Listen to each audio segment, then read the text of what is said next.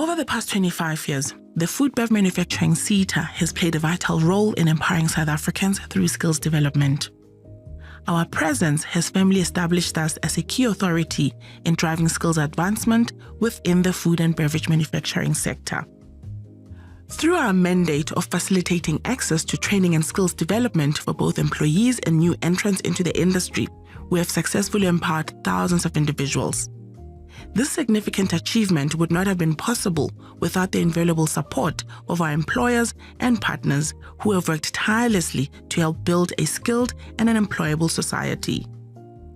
In the past 5 years, across all our learning programs, over 38,000 beneficiaries have been enrolled, with more than 23,000 successfully completing their programs. These initiatives have played a pivotal role in supporting the growth and sustainability of some of South Africa's leading employers in the food and beverage manufacturing sector. So for us as a company, our purpose, nurturing and nourishing more lives every day, is what we live by. And that includes how we build talent internally, whether it's young talent, it's seasoned talent, or leadership talent. It's a big focus for us to grow our own timber, which is our talent philosophy. So the partnership with SETA has been instrumental in making sure that we achieve our goal of growing our own timber. We not only partner with SETA with respect to learnerships and young talent programs, but what has been really effective is our partnership on leadership development through the IEDP program, as well as the IMDP program. Over the last 25 years, both Woodlands Dairy and the dairy sector as a whole have worked closely with FoodBev SETA to ensure skills development and transformation. At Woodlands Dairy, we have been very fortunate to have been able to partner with FoodBev SETA and drive our skills development initiatives across the company as a whole. And today I'd like to unpack a couple that have worked very well for us and have been able to grow our skills base. The issue of unemployment is always topical in South Africa, and for Woodlands Dairy, being based in a rural area, even more so. Over a number of years, we've been able to bring 700 unemployed learners into our business, place them on learnership programs for unemployed people, and successfully employ the vast majority of those learners post-completion of their learnership.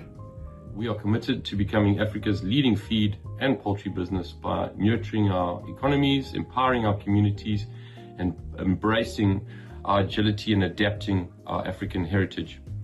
We in South Africa have a strong feeds business called NutriFeeds. We have a great partnership with the FoodBev SETA in NutriFeeds, where our prime focus is on uplifting youths in the communities which we operate. And together with the FoodBev SETA, we're able to capitalize that and really empower the youth in these communities which we operate.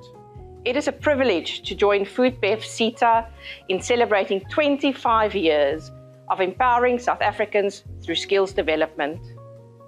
Over the years, FoodBev SETA has played a pivotal role in transforming our business and the broader industry at large. Through skills development initiatives spearheaded by the FoodBev SETA, we have seen real impact from young people entering the workforce with confidence to existing employees upskilling themselves for their future growth and communities being uplifted through learning.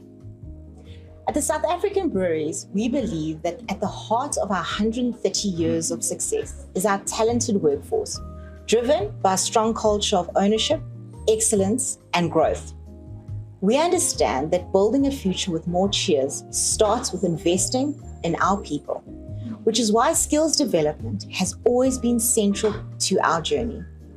For over 25 years, FoodBev SETA has been a trusted partner in making that possible.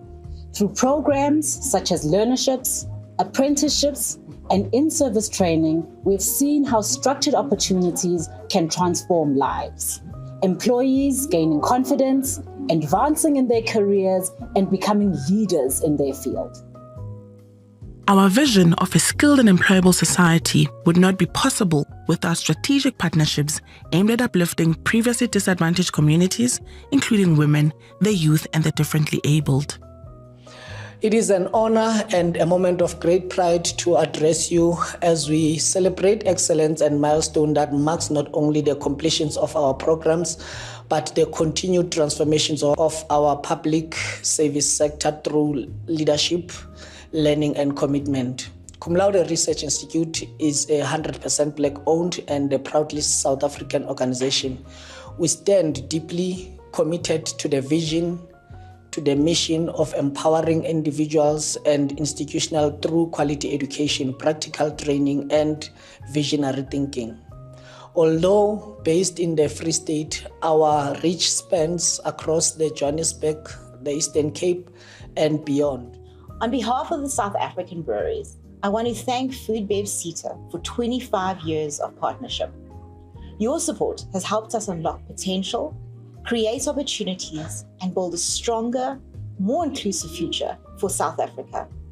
Congratulations on this milestone. We are proud to continue this journey with you. Thank you.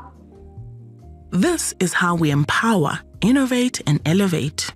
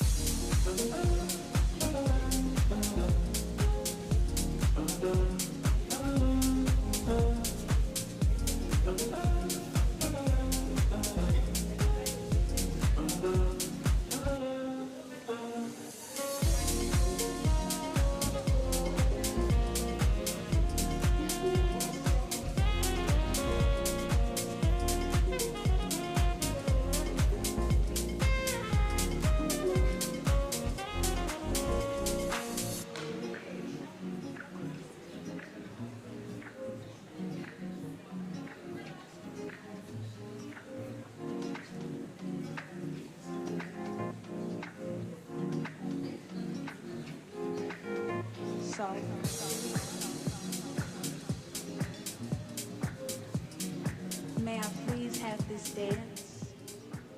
May you all take our seats and invite whoever else is still outside to come in so we can begin with the important business of the day.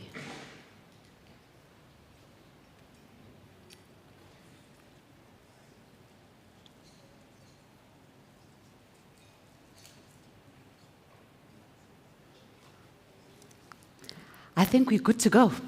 Wonderful. Good morning, esteemed board members, the CEO, Executive Committee, the management team, representatives of Department of Higher Education and Training, valued partners, stakeholders, and all our distinguished guests. My name is Nompumelelo Langa. I'm the new board member for the Food and Beverage SETA, and I'm here to be the program director for the day.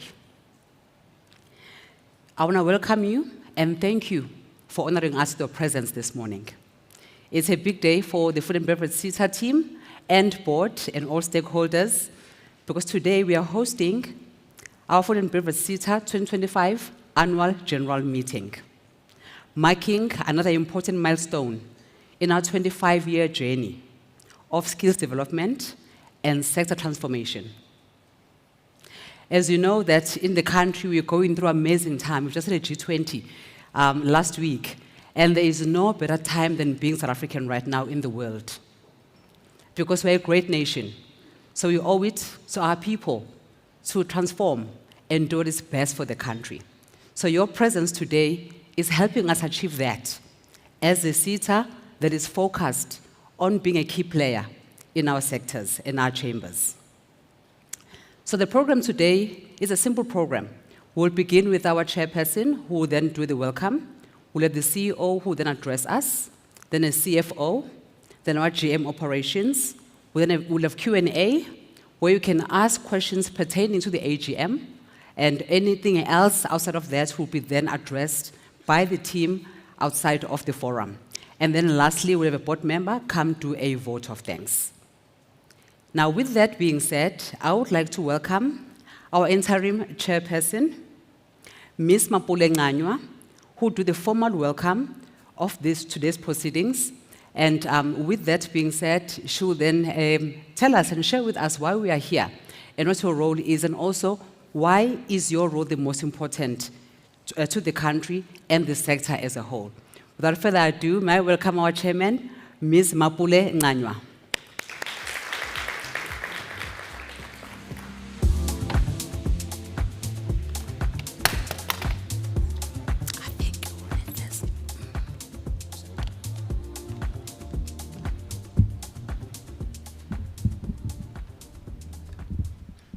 Some of us are vertically challenged, so I have to make sure that this mic is well aligned to my mouth.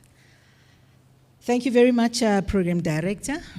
And let me stand on the protocol that you've already established and welcome all our valued stakeholders, our esteemed colleagues, and members of the Food and Beverage SETA community, both present and online, and really say in our South African way, good morning, dumelang, goeiemorgen, molweni, and zonke bonke. Well, as we conclude our review of the 2024-25 financial year, it is with humility and resolve that I address you today as the interim chairperson of the board on a matter that sits at the very heart of our mandate, and that is to promote, to facilitate the relevance of skills development in driving South Africa's economic competitiveness, and more critically, the indispensable role of the food and beverage sector as our primary stakeholder in this endeavor. This mandate guides our every decision. Now, looking at upholding accountability, for us, it is a clear pathway to what we want to deem a clean audit. I wish to address the outcome of the external audit of the 2024-25 financial year, where we received a qualified audit opinion, unfortunately. The board and management have treated this outcome with the utmost seriousness that it deserves. For an organization that had previously achieved clean audits in the years 2022-23, 2023-24, and previously an unqualified audit that was before these two. This current outcome serves as a critical learning moment for us, highlighting areas where our governance and data controls must be enhanced. This regression, ladies and gentlemen, was primarily driven by weaknesses in our internal controls, and these were related to performance information verifications. Specifically, there were insufficient controls to verify the accuracy of reported performance data. And these are such as the employment status of the learners that we entrust our training providers with. Well, this resulted in the potential overstatement of achievements in the annual performance report, and thereby undermining the credibility of some of our reported results. Let me assure you, this is not a moment of doom and gloom, but it was an introspection for profound organizational strengthening. After interrogating our data, engaging with the Auditor General, as well as our internal auditors, the board has initiated a structured and rigorous pathway to address this. And I want to take you through those steps. 1, reinforcing accountability. So the board and the audit committee will effectively and actively get involved in monitoring the implementation of the Auditor General's action plans, holding management accountable for deadlines and results. We've had to engage with the Auditor General to present a very elaborate plan on how we're going to turn around these findings. And I must say that when you present with earnest, truthfully, and openness your data, I think the Auditor General was adamant in saying, we agree to your plans. However, this has obviously opened up an area where we want you to be resolute in strengthening yourselves, and we accepted that. Secondly, we're going to look at institutionalizing our data integrity. So we continue to adapt our environment as a FoodBev SETA, reviewing the digital platforms that we use, looking at data to make decisions and deliver agile programs. Management is executing, in this regard, a plan to automate and strengthen the verification of learner data. And this we are talking to focusing on employment status via ID verification or self-declarations before performance results are reported. Thirdly, we're looking at strengthening controls. We are enforcing monthly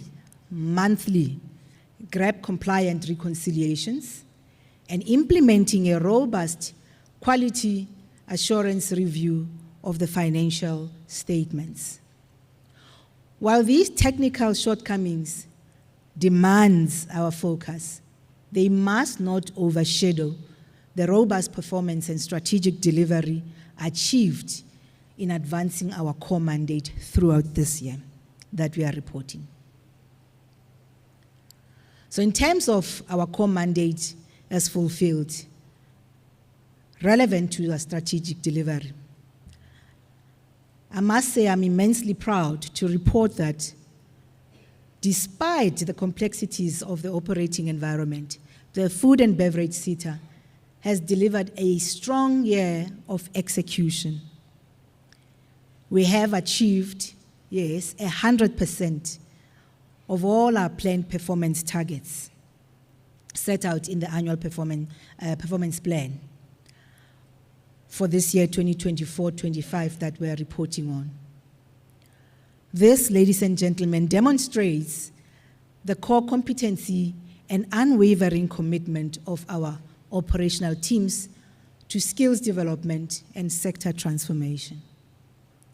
Our financial integrity remains solid, and this is evidenced by 0 reported cases of irregular, fruitless, or wasteful expenditure. Furthermore, we maintain a strong financial position with 895 million in cash and cash equivalents, ensuring we can meet all our future obligations. Now, addressing skills gaps, collaboration with industry and higher education institutions is our focus and has been. The nature of businesses itself is evolving in such a way that it demands our adaptation and that we continue to facilitate development of skills for employees who can work across traditional boundaries, manage ambiguity, and continuously learn. A cornerstone of our mandate is ensuring that skills provision remains relevant to industry needs.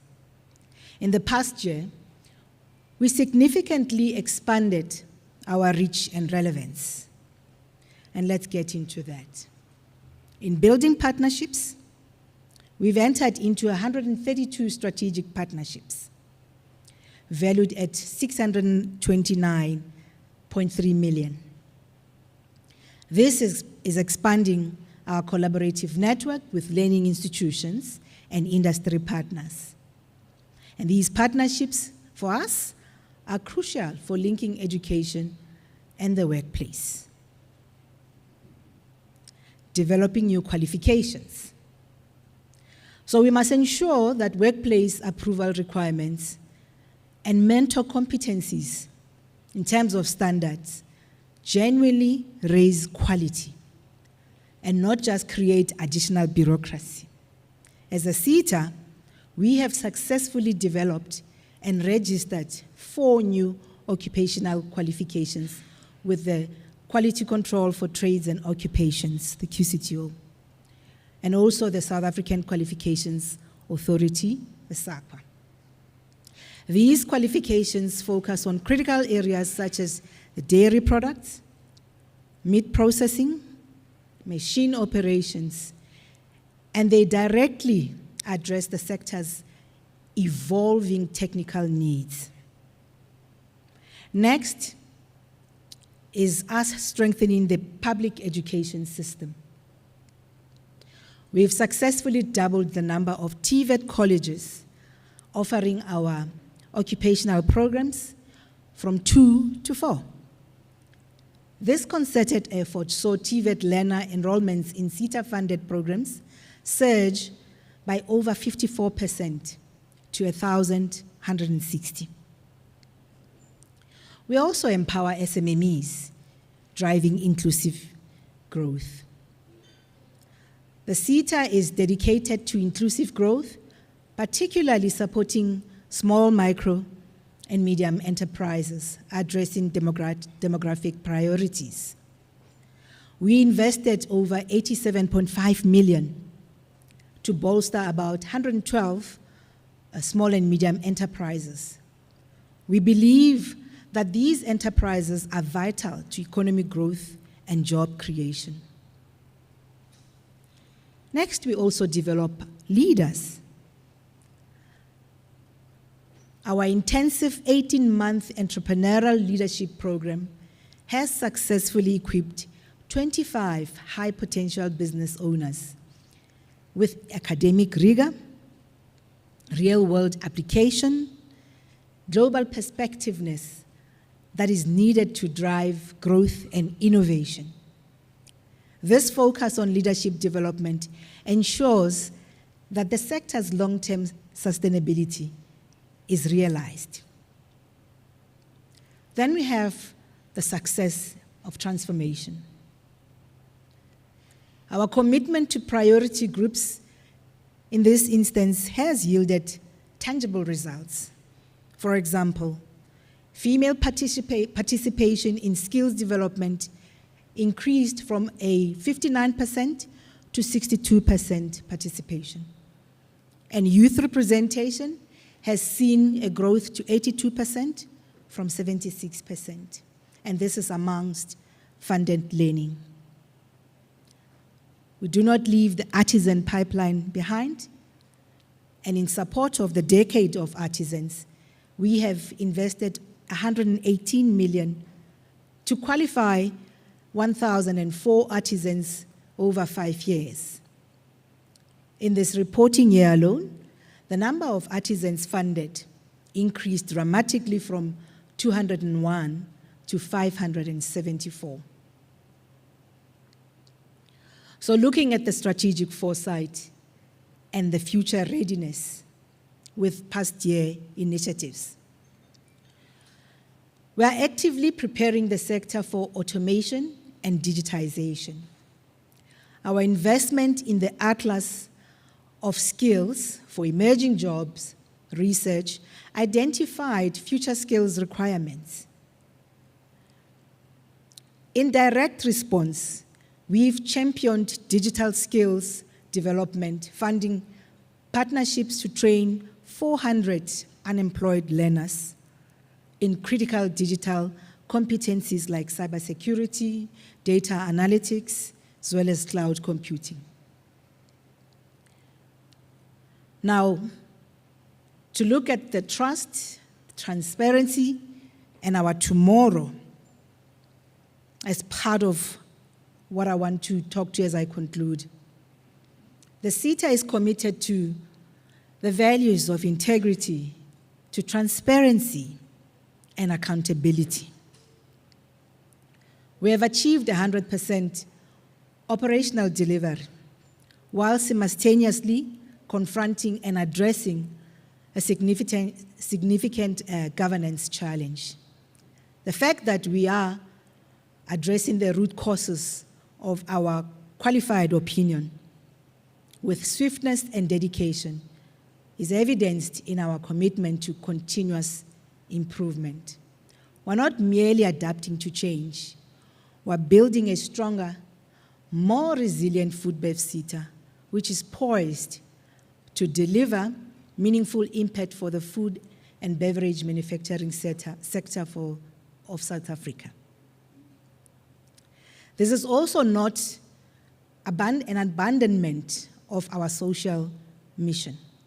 We know that economic growth generates the resources for broader transformation. We therefore commit to partner with yourselves in your competitiveness to create job opportunities in and around the communities where you operate. And to also ensure that together we continue to entrench skills that will lead to employment and serve social development. I have full confidence in the management team, which is led by our CEO, Ms. Lamulela, who will now lead us, when I conclude, in presenting the detailed performance indicators and financial results that underpin this year's success. The board remains focused on its rigorous oversight to ensure that we achieve a clean audit in the upcoming cycle and secure our strategic trajectory for the future. We collectively agree that the time for incremental adjustment has passed. The moment for transformation, for a transformative leadership is now. So let us ensure that we are building learners and learning systems for the world as it is becoming and not as it once was. This is on the backdrop of what Eric Hoffer's quote once penned says, and I shall quote, "In times of change, learners inherit the earth, while the learned find themselves a beautifully equipped earth to deal with a world that no longer exists." With those words, ladies and gentlemen, I'd like to thank you.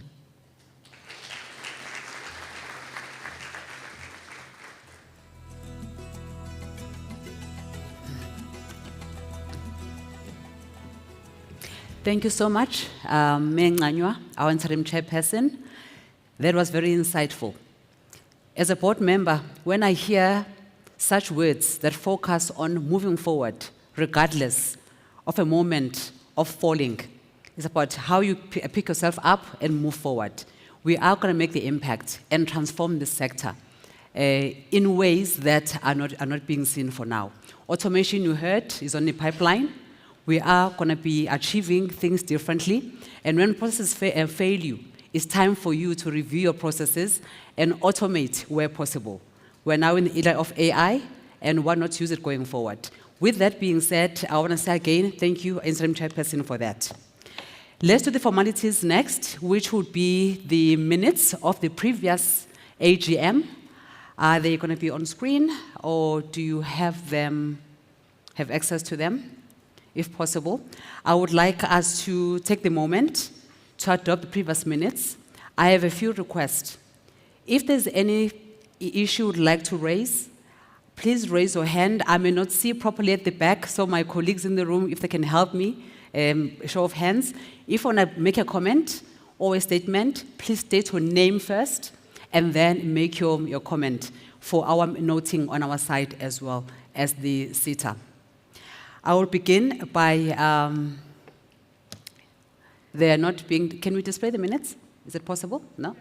It is. Perfect. The guys are just loading them. Just give me a moment for that.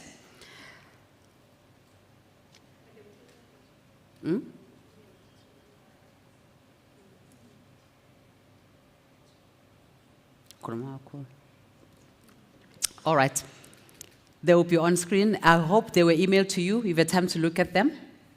All right, I've been told we were emailed. I would assume that they've been read.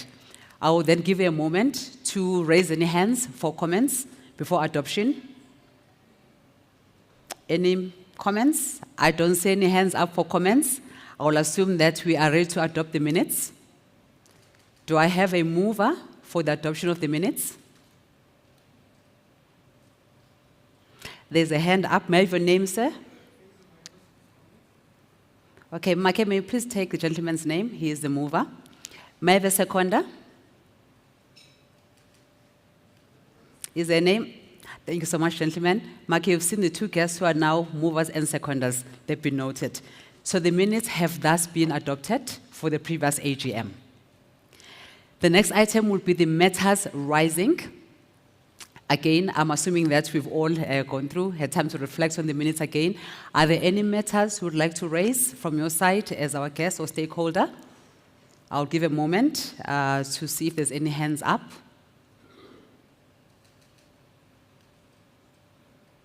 There are no hands up being noted. Any objections of any kind? None as well. I will then now capture this as all being concluded. Thank you so much. We are now moving to the most important part of the presentation, the cornerstone of the Food and Beverage SETA organization. As we heard from the interim chairperson, that we have done well on performance, but there is detail behind that. The detail will be presented to us by our Chief Executive Officer, Ms. Noguthula Selamulela, who will then come forward and give the detailed presentation on this. Do take note, at the end of the session of the speakers, I'll then take questions to be answered by everyone. So for now, make your notes. At the end, we'll then ask the questions. So without further ado, our CEO, please come forward and address us.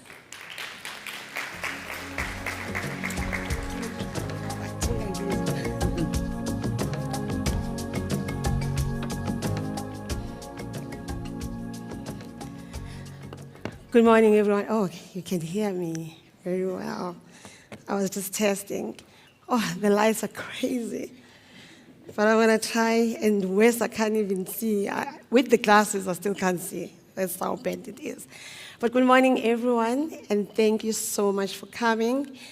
I know that Joburg, and at least it's not during G20 time, otherwise we're going to take forever to get here. So we really are appreciative that you are all here today. Firstly, before I actually move, I would like to, I thought my chairperson was going to do this. We do have board members that have just started. They started on the 30th of September, and I'm hoping that they're shown on screen. We've got Dr. Ezra Ndwandwe. He sent his apology, unfortunately couldn't make it today. We've got Ms. Funeka Khumalo. She is a returning board member representing business. We've got Mr. Leon Volskert. He is a new member representing labor. We've got Mr. Nkululeko Mthethwa. He is a board member representing labor as well. We've got Mr. Satish Harchand. He's a board member representing business. Ms. Nom Sagaza, who is a board member representing labor. Mr. Tembalake Silo, board member representing labor. Ms. Nompumelelo Langa, our esteemed program director, board member representing communities. Ms. Mapule Nganywa, a returning board member who represents business. Mr. Sanele Zondi, new board member representing business. Ms. Mavis Unwanzura, she is a board member representing labor. She just started yesterday.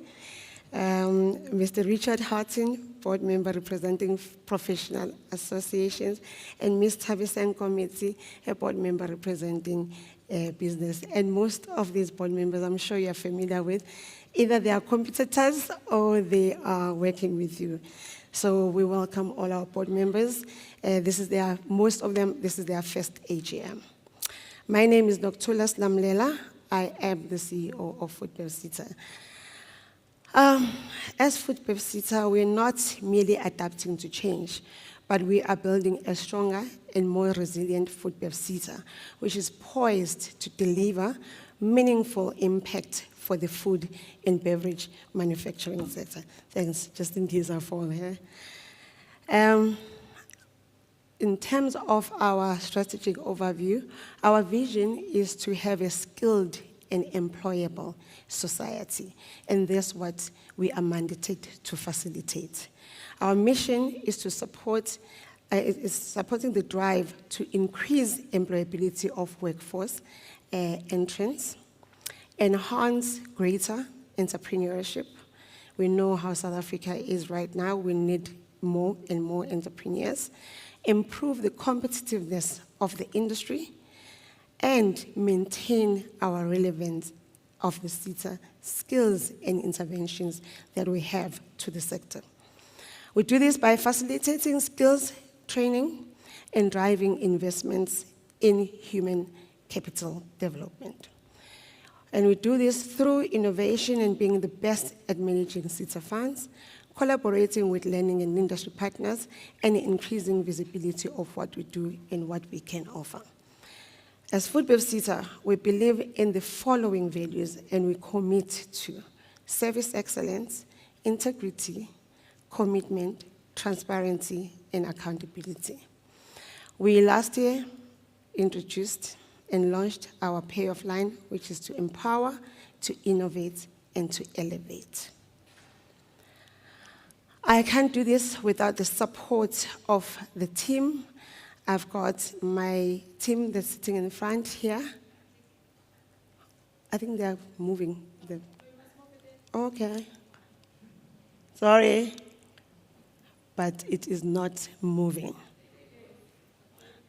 Perfect, thank you, thanks for that. Technology. I was relying on the guys at the back to do this for me, you know. So I lead the team of a very educated, skilled managers. We've got a CFO, Mr. Chinulo Lefutswe. Okay, please pardon my pronunciation. I'm Zulu. and Mr. Snaim Titi, who heads operations, the GM for operations. Mr. Mohoputi Pule, who heads finance, he's the senior manager of finance. Mr. Bongani Kabinde, he heads ICT. We've got Miss Priting Washeng, who's the senior manager of corporate services. Dr. Ntokozo Lwandle, who is the senior manager quality assurance. I haven't seen him, I think he's here. Oh, there. Ms. Zanele Sebanyoni, senior manager learning programs and strategic projects. Ms. Noktulas Bia, senior manager who is responsible for research, planning, monitoring, and evaluation. And then Makateng Mukume, who helps our stakeholder relations.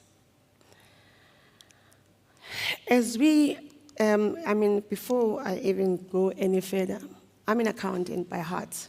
So having a qualified, this is not really working there. Having a qualified audit really talks to me. It's not nice. It's the first time in my entire life I have a qualified audit. But one thing that I have learned is that, like Ms. Nganywa had said, that failure in itself can be explained. It means you have fallen, and you must acknowledge and investigate and learn from it and understand and realign and eventually evolve. That's what failure stands for. And I don't say that with pride, but I say that with that we learn from everything that happens to us. So as we review this year, I am openly talking about the qualified audits. We're not proud of it. We acknowledge it. We understand. We don't have excuses. We are working together with the board, as management, and Auditor General, and DHET to turn things around. And we take this with utmost seriousness. It has been a learning moment for us, highlighting areas where our financial reporting processes need to be enhanced. The audit was more about enhancing our financial processes, but the CFO will take us through that in detail. We have a remedial plan in action that we are already executing. We are confident that these actions will address the findings that have been highlighted by Auditor General, and we will build a stronger foundation for the future. And it is on that foundation that of continuous improvement that we will deliver some exceptional results. We will go back to being one of the best SETAs that we have. But we still are one of the best, even though we have these challenges that we are faced with at the moment. So I'm very pleased to share with you our performance that Ms. Nganywa has highlighted in her opening remarks in terms of our delivery. We all know that SETAs everything about SETAs is topical these days, and everybody is talking about addressing unemployment. And we contribute towards addressing unemployment by upskilling our people. So we've upskilled about 15,500 learners.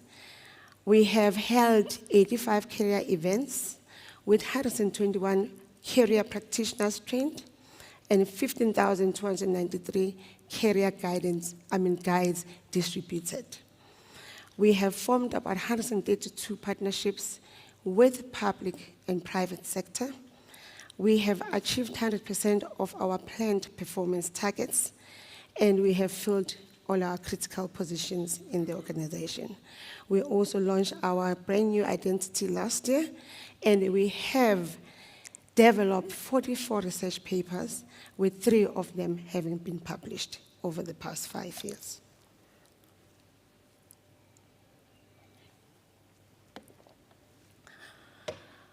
We have a strong financial position. We've got about 895 million in cash and cash reserves, and probably 100% of it is committed. It is sitting in our commitment register, which is made up of contracts that we have with our sector. You will know that if you are in our industry or in our sector and you work with SETA, we have been inundating you with messages and calls and emails and letters asking that we work together to reduce the commitments that we have in our books. So that we pay you, we complete, we get the information that we need so that we can finalize and reduce this. But we have 0 reported irregular, fruitless, and wasteful expenditure, and we have advanced our transformation agenda, and we are a level 5 BBBE entity. We have invested in grant payouts. We have increased by 10% our discretionary grant expenditure, which was 590 million last year to 651 this year. We have paid, out of this, at least 96% of our grants are directed towards pivotal programs or programs in high demand. I know that the industry does require pivotal programs that lead to a qualification, and also on-the-job programs, and also sport or short programs. We do fund those as well. We fund those through our mandatory grants that we fund, and also through discretionary grants. We have funded 10,353 learners across diverse programs, with 7,544 of those completing.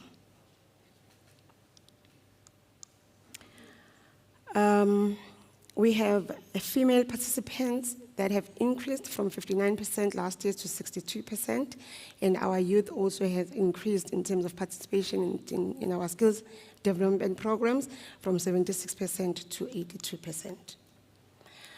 In support of the Decade of the Artisans, we have invested about 180 million to qualify 1,004 artisans over the past 5 years. This initiative saw remarkable growth in 2024-25, with 574 artisans funded from 201 that were reported previously. We have a lot of programs and partnerships that we have with our small businesses. 24 of them were enrolled in the Duke program, where they had 18 months of entrepreneurial leadership program, equipping them with the academic rigor in real life or real world applications and global perspective to drive growth and innovation in respect of their own businesses and the industry. We have invested over 87.5 million to bolster about 112 small businesses. We have trained about 100 TVET graduates as food safety ambassadors in the Northwest Province.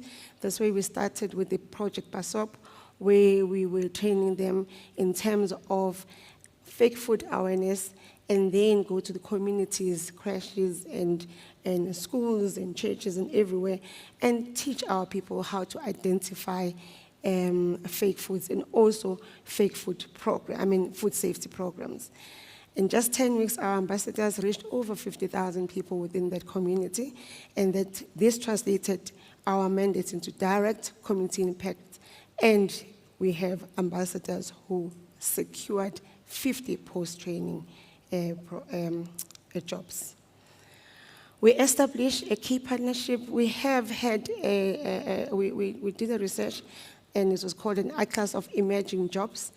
In that atlas, it highlighted to us that we do need digital skills because some of our industries are getting automated, so we do need to upskill our people. And we funded about 400 of unemployed learners, specifically targeting high-demand programs like your cybersecurity, your data analytics, and cloud computing. Data analytics is really important in our industry because it provides insights. We developed and registered 4 new qualifications, specializing in dairy and meat processing to machine operation, directly aligned with evolving needs. We've been working with TVET colleges a lot in the past few years, and we have ensured that we make sure that we help them and capacitate them to have accreditation of our programs. We moved that from 2 to 4, and working with other colleges right now who are offering programs that we quality assure. We have enrolled, our enrollment with TVET colleges has surged from 54% to 63% in terms of completions. This means we have more work-ready students and graduates, whether for them to do their own businesses or open their own businesses or to get employed. Just high level to show you the different programs that we have. We've got 4 programs, and these programs is administration, skills planning, learning program, quality assurance. This is what we are measured against, and we had 100% met all our targets in these programs. We had 8 in administration, 6 in skills planning, 38, which is our core, in learning programs and projects, and 2 in quality assurance. The ones that we've exceeded are indicators that deal with funding allocated to high-level skills, intermediate skills, and elementary skills. We have achieved the plans and strategic registered implementation of these in terms of ensuring that we lower our risk and then improve our control environment. We have submitted the governance chapters that are required to comply. We have filled critical positions, and we've approved organizational plans. We, as the industry requires this, we do require a sector skills plan that is relevant, and we always, every year, we come to the industry and discuss our sector skills plan so that we can understand what the sector needs. There was a notion that we are not necessarily engaging the industry to understand what the industry needs. That is far from true, because we engage our industry rigorously through chambers, through one-on-one interview, through engagements with them, so that we can understand the skills that they require. We have exceeded the research reports that we had to develop and approved annexure 2 submissions for large, small, and medium companies, and we've paid all our mandatory grants. Yes, last year we had a challenge when we couldn't pay in Q3, but we were in constant communication with the sector, and that was because the department had some glitches in IT, but that was resolved afterwards. We've exceeded programs in terms of our unemployed learners that are registered and that have completed their programs. Our internships, students who are registered in internships and that have completed their programs. Graduates that are placed in work-based learning that have completed as well. Students that have registered in terms of our TVET for work-based learning and completed as well. All these have been exceeded. We have exceeded the registration of candidacy programs. These take at least 3 years, so we haven't really completed them because we started them 3 years ago. Probably next year we'll be showing the first completions. We have also registered and completed employed learners in terms of learnerships.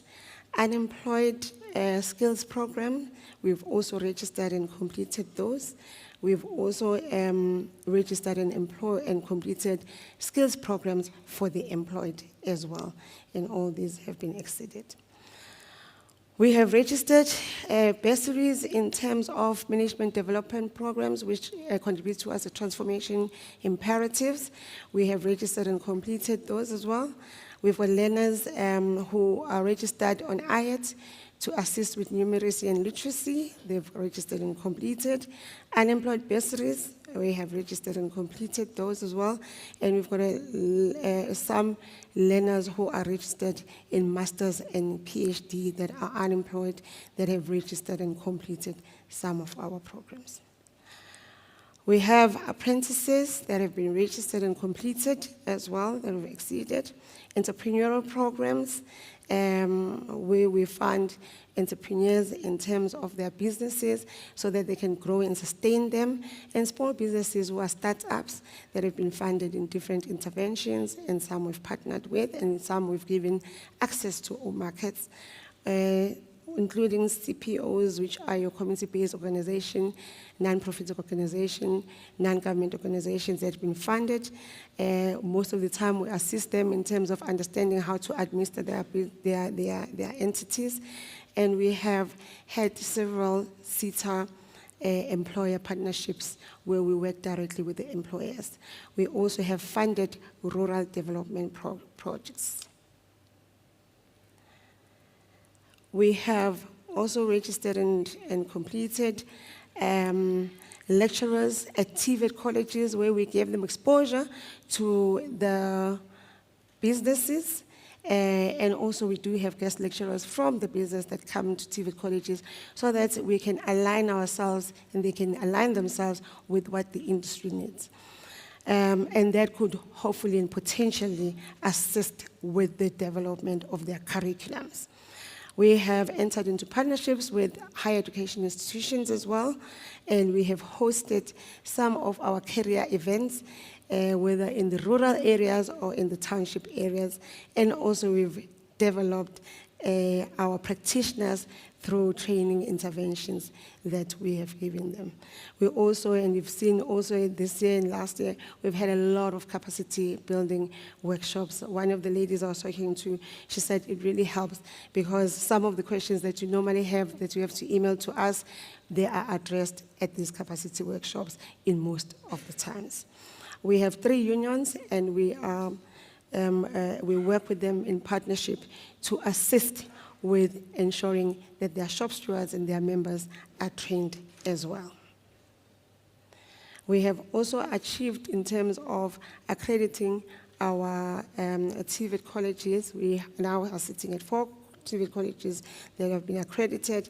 So this is for number for this year, there's number for last year. Cumulatively, I think we've got more than 6 now colleges that have been accredited. And we have developed qualifications, about 4 qualifications were developed as previously indicated. Now I would like to, did I go back? Thank you. So yeah, that is the performance of the SETA in a nutshell. And this information is also in your annual reports that are sitting in front of you. However, we thought it would be best to summarize it and highlight to you the work that the SETA has done. And all these targets contributes towards upskilling our young people, our entrepreneurs, our employed with the skills that they require. I had a privilege to attend a summit the other day where they were also talking about development of skills, and it was highlighted that it's quite important that we work together, the industry and the SETAs, to ensure, because without the industry it's almost impossible and unlikely that we'll be able to develop skills of our young people. And we also work hand in hand because the industry then appoints their skills development facilitators who then ensure that these young people and the people that we work with are developed in terms of skills. So with that, I would like to hand over to the CFO, who will then take us through our annual financial statement. He will then talk to also how we've performed, what our expenditure is, what we focus on, and also take you through what are the interventions. Firstly, the root causes of what got us into a qualified audit, and post that will take us through what are the mitigating factors that we're going to put in place to address the situation that we're in right now, so that we can give confidence to our stakeholders that we have all under control. So let me hand over to our CFO. Thank you.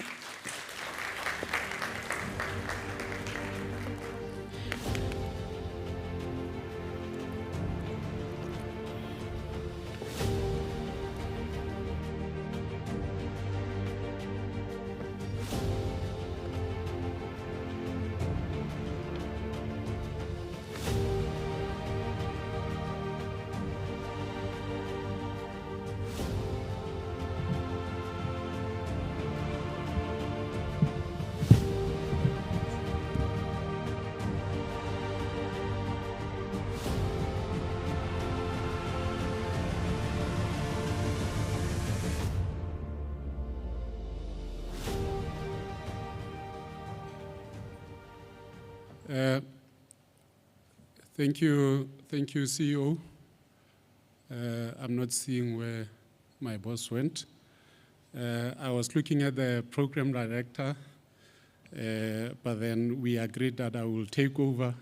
She doesn't have to usher me in. Good morning. Interim chairperson, members of the board, our valued stakeholders, colleagues, good morning. I will be presenting the consolidated overview of our financial performance as we journey into the strategic 5-year period from 2025 to 2030. We have to also reflect on the past 5 years as to how we have performed as FoodBev SETA. Looking at our revenue patterns over the past 5 years, you can see that our revenue was firmly stable with moderate year-on-year movement, showing a recovery also from the year 2020-2021, where we were hit by the COVID. You can see in 2024-2025, our total revenue was 650 million, with our levy income being the biggest contributor, shown in the next slide that 83% of our total revenue came from levies. You'll see the next contributor at 11% was from our investment income. We do invest our reserves with the Reserve Bank, where then you'll see the investment income of 74.8 million in the 24-25 financial period.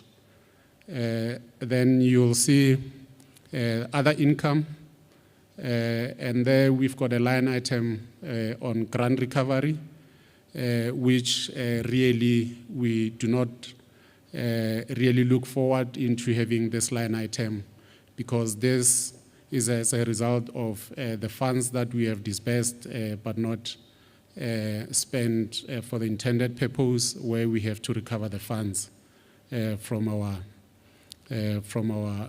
stakeholders. When you look at the contribution from the transfers, our admin, we have 10.5%. That assists with operational administration of the office. The employer grant levy, the mandatory grants of 20%, 134 million, as the CEO reflected that we have managed to pay a major portion of the mandatory grants, and the funding on the discretionary grants at 49.5% of 333 million.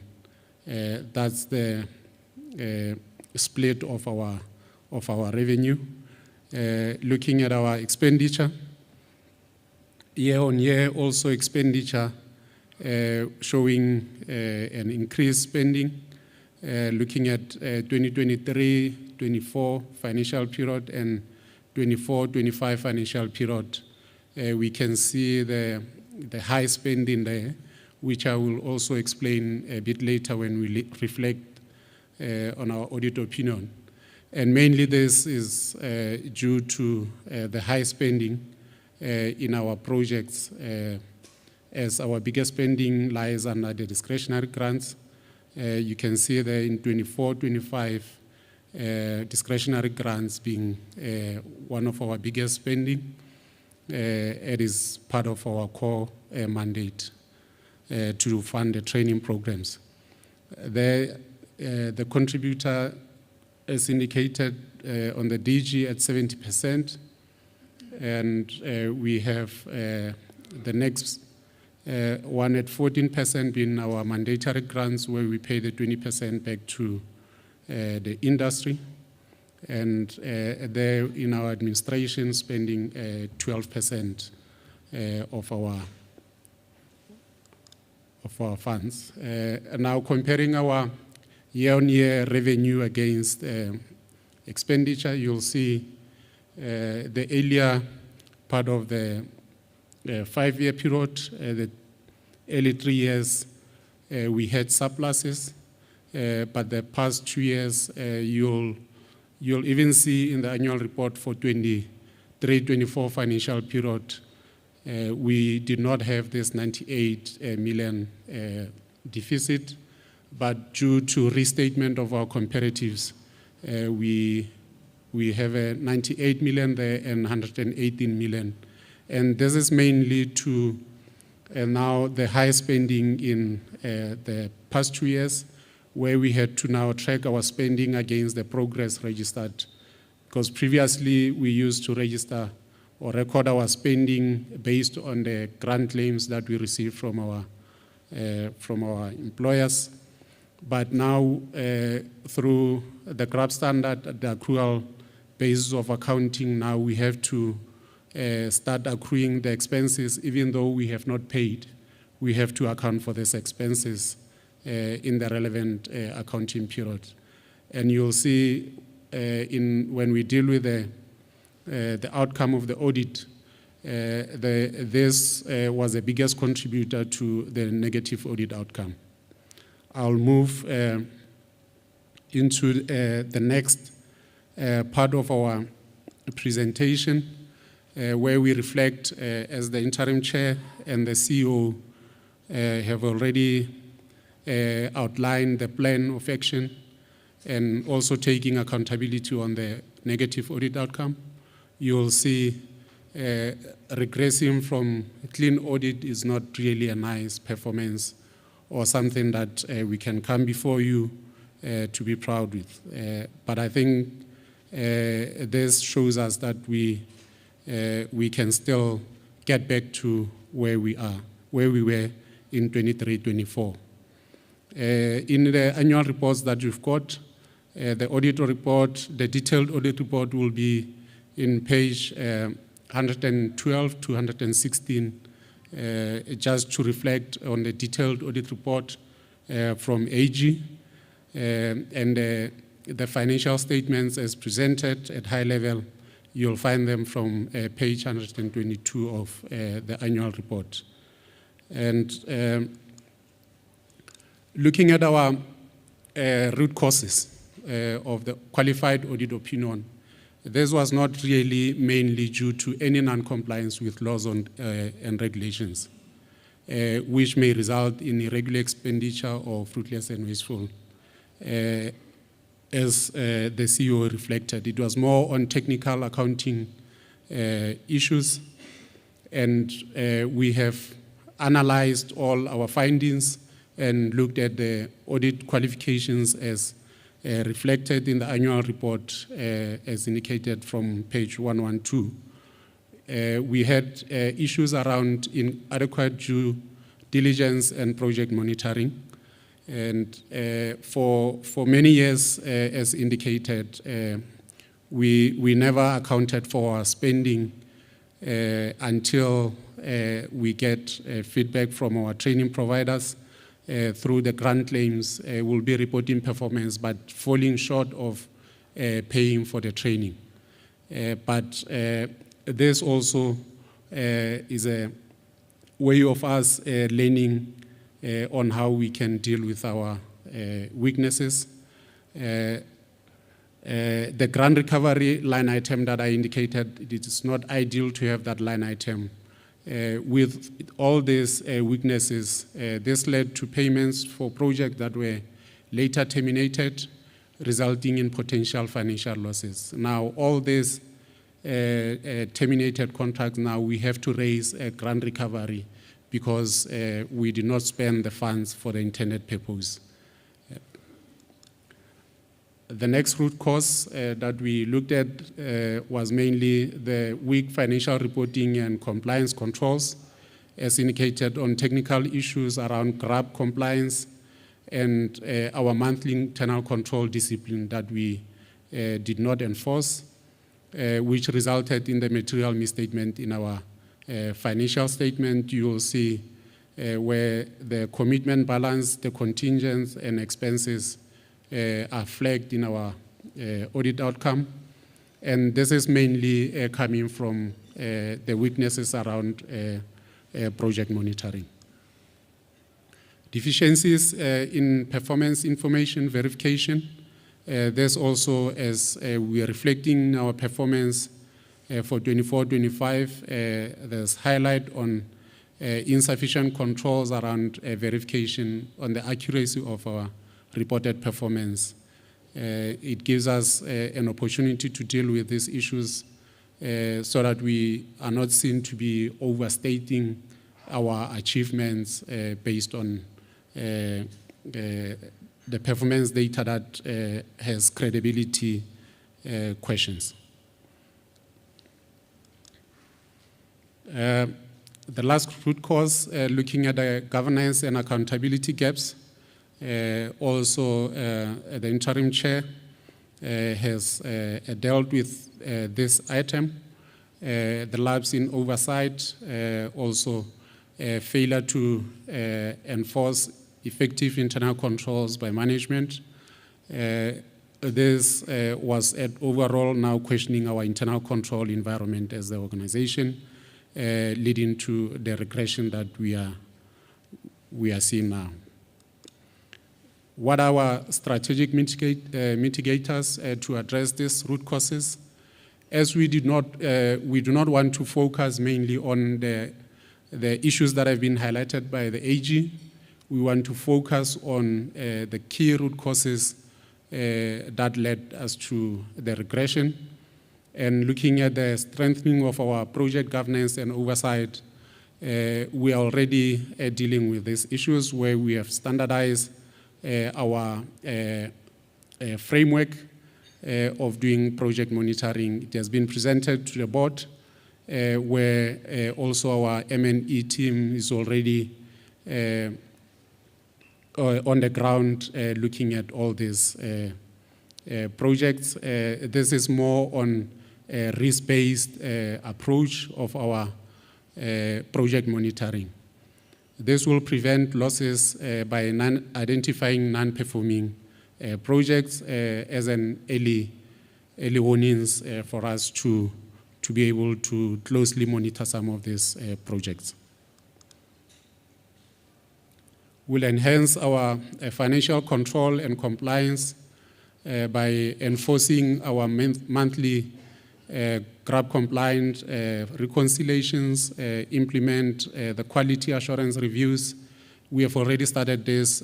We prepared our half-yearly financial statements, and we are currently engaging with our internal audit, looking at the reviews that they've got, and having addressed some of the audit findings from 24-25. They are doing verifications of those, and we plan to also continue with our third quarter financials to prepare for the interim audit that is planned by AG. Institutionalize data integrity and verification. Interim Chair and CEO reflected on automations, strategies that we are currently implementing to reduce human interventions in our performance data to ensure credibility of our data, and also issues that we are getting from CAT's audit from AG, the issues around validation of IDs. We understand also this comes at additional cost. As we all know, the Department of Home Affairs increased the cost of doing these validations. This will lead to credible and accurate performance reporting that truly reflects the impact of our skills development initiatives. The next action plan is to reinforce the accountability ecosystem, where the board audit committee will be actively monitoring the implementation of the action plan. This to avoid having an action plan for purposes of submitting to AG and our valued stakeholders, but to ensure that the implementation is monitored and we are held accountable on whatever we have committed to deal with. This will lead to a sustainable culture of accountability, transparency, and consequence management that prevents the reoccurrence of control failures. By focusing on all these strategic mitigators, we will be able to address the root causes of the audit qualifications and build a stronger, more accountable organization capable of delivering on its mandate. Just in conclusion, with the regression to a qualified audit, which is a setback, the underlying root causes are clear. We understand these root causes, and the action plan that we have put forward is really realistic, is actionable, will be able to address all these issues. Our financial performance over the 5 years, as reflected, demonstrates our operational resilience, and it should not raise any questions around the financial reported figures, but it should show that we are accountable, we take accountability serious, and we are transparent in how we report our performance, be it financial and non-financial. We are firmly committed to returning to a qualified, unqualified audit opinion in the next cycle, resuming our pathway back to clean audit. I thank you.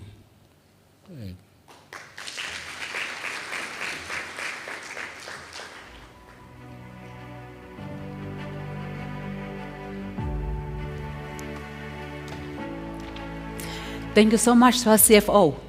I must just say that being a CFO coming in to a qualified audit gets your blood boiling, being new in the role, and we only have one option to move up. So he has promised us as the board that this time next year, we'll have a smiley face on the presentation. So with the board support, obviously, and the team support behind him, this is very much possible for us going forward. Now, we've had CFO and CEO presenting the rear view of the year. We're now moving forward to see what's lying ahead. So what we will then move to now is a presentation by our GM operations, Mr. Mgidi. He will look at our strategic plan, which is aligned to the next 2 years. And in that, we will share with you what the plans are and what, as a food and beverage SETA, are planning to achieve. And Ms. Mgidi, GM Operations, is a better person positioned for this. And with that being said, I think that's where you might have more questions and perhaps influence what we can maybe change in our plan as well as a stakeholder. Please just take your notes and then allow Mr. Mgidi to come forward and address us. Thank you, Mr. Mgidi.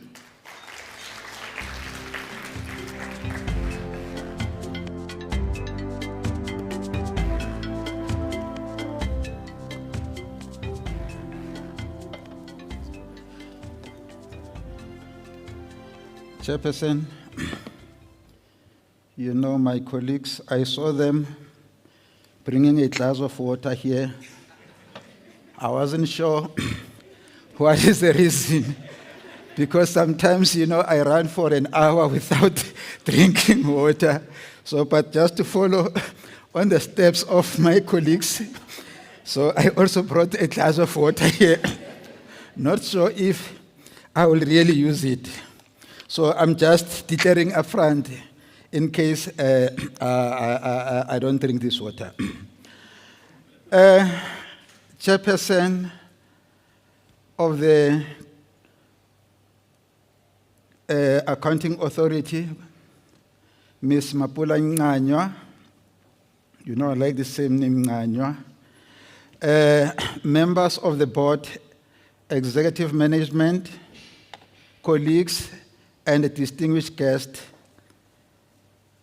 thank you for the opportunity to present the SETA's 5-year strategic plan for the period 2025-2026 up to 2029-2030, together with the annual performance plan for the 2026-2027 financial year. This planning cycle comes at a critical time for our sector and the broader skills development landscape, in that over the past years, we have navigated significant shifts in our operating environment, ranging from evolving needs of industry, changes in technology and digitalization, to renewed national priorities on job creation, youth employment, and capacity building within the post-school education and training system. The strategic plan before you today is the product of extensive consultation, research, and alignment with the National Skills Development Plan. The medium-term strategic framework, as well as the priorities of our sector. Yeah, no, I'm not moving yet.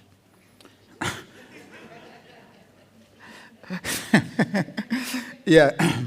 So it reflects our commitment to driving impact through focused interventions, building sector capability, and ensuring that our programs respond meaningfully to labor market demands. Our 5-year plan outlines the long-term outcomes we seek to achieve, including strengthening workplace-based learning, expanding partnerships with industry, improving government and efficiency, and ensuring that our beneficiaries are equipped with the skills required to participate in an increasingly competitive and dynamic economy. But when going to our annual performance plan for 2026-2027, it will now translate these strategic priorities into measurable annual targets. It will also provide clear indicators, the resources, allocations, and implementation commitments to ensure that our programs are monitored. I think the CEO and the CFO has alluded a lot on the gaps that has been identified around monitoring of our projects. And continuously improved for maximum effectiveness. As we present these plans, our focus remains on accountability, performance excellence, and creating value for the sector we serve.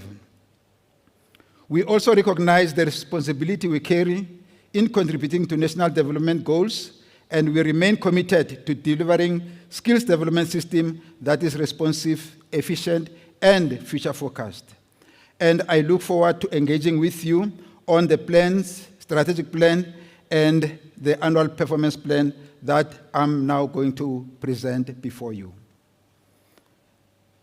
As indicated, that our focus for the strategic plan is based on 5 years. And I've indicated that we have set ourselves the outcomes that we would like to achieve in the next 5 years. And our first outcome, where we say where we want to be in the next 5 years as a SETA, we are saying, and we are making this commitment to our stakeholders, that we want to be a well-governed, future-fit organization. That's where we want to see ourselves in the next 5 years. And how are we going to do that? Through audit opinions of the Auditor General on FoodBev SETA. We are safe for now. Remember, the qualification chairperson that has been talked about is for the previous 5-year cycle. We are starting a new cycle. We are starting on a clean slate now. So our commitment is that as part of our measure on an annual basis is an audit opinion of the Auditor General, which will be unqualified. Ultimately, it should constantly remain clean. And percentage of annual targets achieved, I think we are doing good in that one, and we are saying we'll maintain that one. And percentage of FoodBev SETA qualifications offered through digital platforms. We have already indicated that in our evolving world, digitalization is the way to go. But we can only achieve that if we position ourselves so that our programs that we are offering going forward, they should be digitalized. Our second outcome in terms of where we want to be in the next 5 years, we are saying that as a SETA, we plan that skills that are fit for purpose in the industry. More often than not, you will agree with me that there's always been a perception that SETAs are offering programs that are not fit for purpose. We are saying it cannot be correct because, like I indicated earlier on, we do consult with the industry, we do research, and therefore it cannot be correct that what we are offering is not responsive to what the SETA is requiring. And how are we going to do that on as a SETA? As an indicator, we are saying that percentage of FoodBev SETA qualifications that achieve the minimum acceptable index on the skills fit for industry scale. So we are saying that we will start now, yearly conduct this index or prepare this index, and it will reflect whether we are on the right pace or not. And percentage of FoodBev SETA skills programs that achieve the minimum acceptable index on the skills fit for industry on a fit for skills industry scale. Then the next indicator or outcome is that increased absorption of trained learners. You'll recall that in the past years, we have always priding ourselves and always just being focused on the numbers that we need to train the learners. But we are saying that the learners that we are training, ultimately, they must be ready for the world of work. So right at the end, we should be able to have an impact on the learners that we are training, such that they are ready to be absorbed by the industry. So we've got a percentage of trained learners that have been absorbed. So we will be measuring ourselves. For instance, we are currently at 38. We are saying that in the next 5 years, our learners, 50% of our learners, they should be readily absorbed by our sector. So in that way, we can pride ourselves and say, no, we are doing good. Then the next outcome is that we want to increase awareness to skills development. And this is the way most of,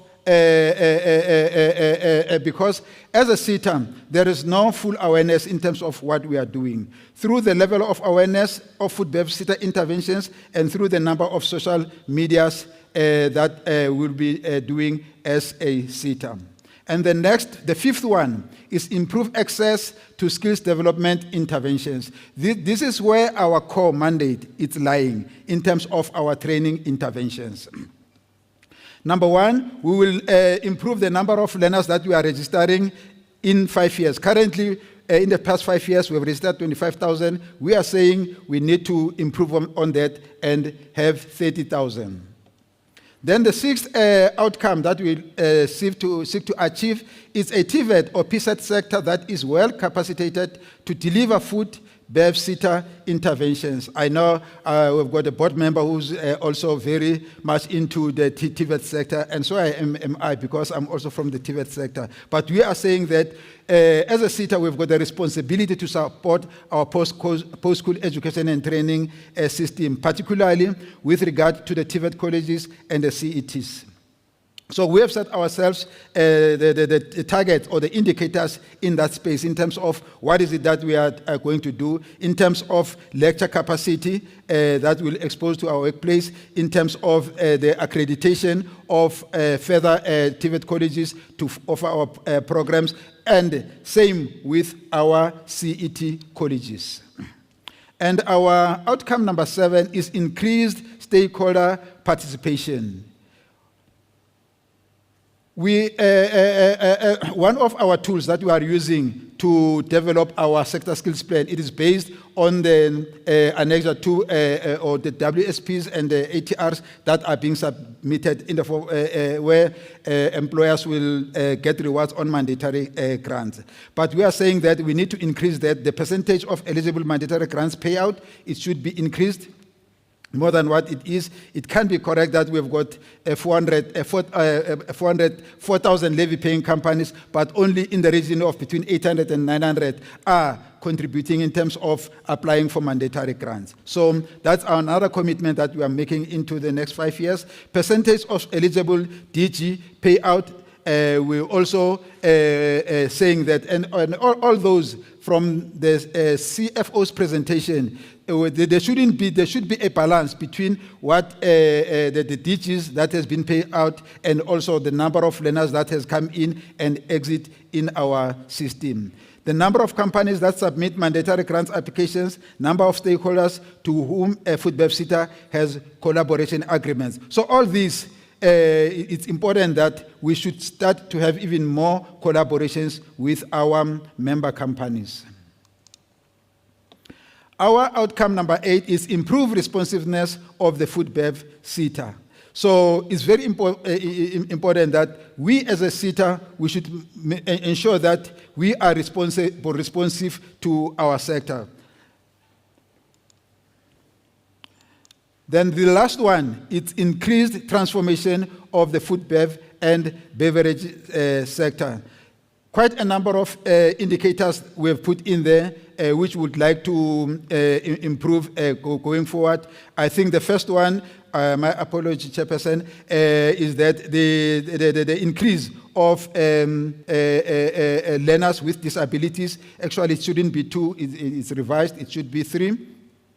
Percentage of FoodBev SETA capacitated women that are functional in the sector. We cannot train women in our sector, but we don't know where did they end up. We need to make sure that ultimately they are functional within our sector. They've got senior positions within our sector.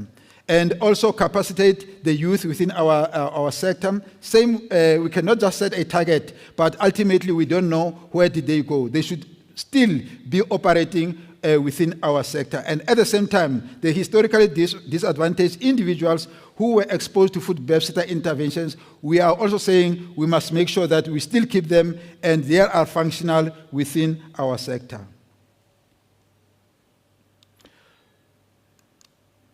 So that was it in respect of the strategic plan, what we are planning in terms of the outcome, the long term. But like I've indicated, we cannot wait for 5 years and before we start to measure that. So how are we going to ensure that this 5-year dream, we are going to achieve it? So against that background, we have set ourselves now the annual target. That is where now, like I've indicated in my opening, giving context at the opening, that where we are going to make sure that we've set ourselves a target that we'll be able to monitor, be able to evaluate on a continuous basis, on a year-to-year basis. And in that case, context, we are also going to make sure that we provide the right resources in order to make sure that what we are setting in our strategic plan is not something on paper, but is something that we are going to achieve. Firstly, we have got four programs, like the CEO has indicated earlier on. So, members, I'm not going to focus more on the indicators that were there in the previously, but my focus will be on those that we have brought in. But at the same time, let me also provide this context even before maybe I go through those. That for those that we have always had in the past, you will see that when you look into the targets, some of them might have increased and some of them might have gone down. It is based on different reasons. Let me make an example where where it does not become maybe that much of a demand in our sector, you will find out that where it was increasing in the past, but because of the demand now, it will go down. So the same thing maybe when we look into to unemployed skills program. Sometimes you'll find that going forward, it is not that much of the demand, because we also look into the say, what impact does it bring? Because at the same time, we'll look into those areas that does it bring on an impact thereafter. And lastly, our target should balance with our budget. So, and in some areas, we also had to do the trade-offs. Let's say if you will be increasing the artisans because the programs is expensive, you might see where do you balance and not increase much on some of the areas. So some of these things are balanced with the national imperatives in terms of increasing or decreasing the targets. I just wanted to bring those that context so that members can see that just to be proactive, because we'll see that some of the numbers last year it was high, maybe you see that maybe this time it has dropped down. It is against that background that you will keep on seeing those disparities as I'm going through this presentation. So in the past, we have had there are 6 indicators under Program 1, and I'm not going to dwell much on those that has been there. But one of the things that we are responding to, as per our strategic plan, we are saying there is now an indicator that talks to percentage of organizational business process digitalized. It's a buzzing word nowadays, the issue of digitization, automation, and so forth. So we are saying that as an organization internally, particularly if we want to be an organization that is fit for purpose, we need to internally start to digitalize some of our processes. So hence that target, we are saying that 2 of our organizational business process, they should be digitalized. Is it better flat? Oh, right.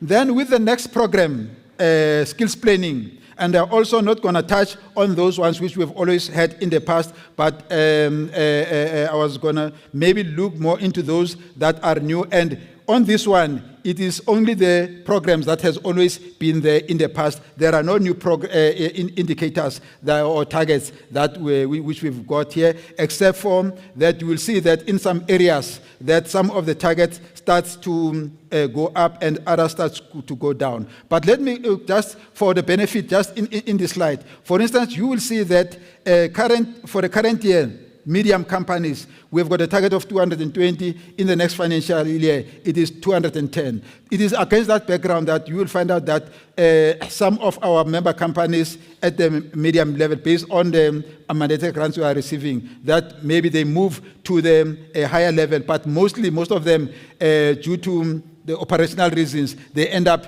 going to becoming small companies, either maybe by outsourcing some of their functions. Those are some of the things that we have observed within our companies, hence that change.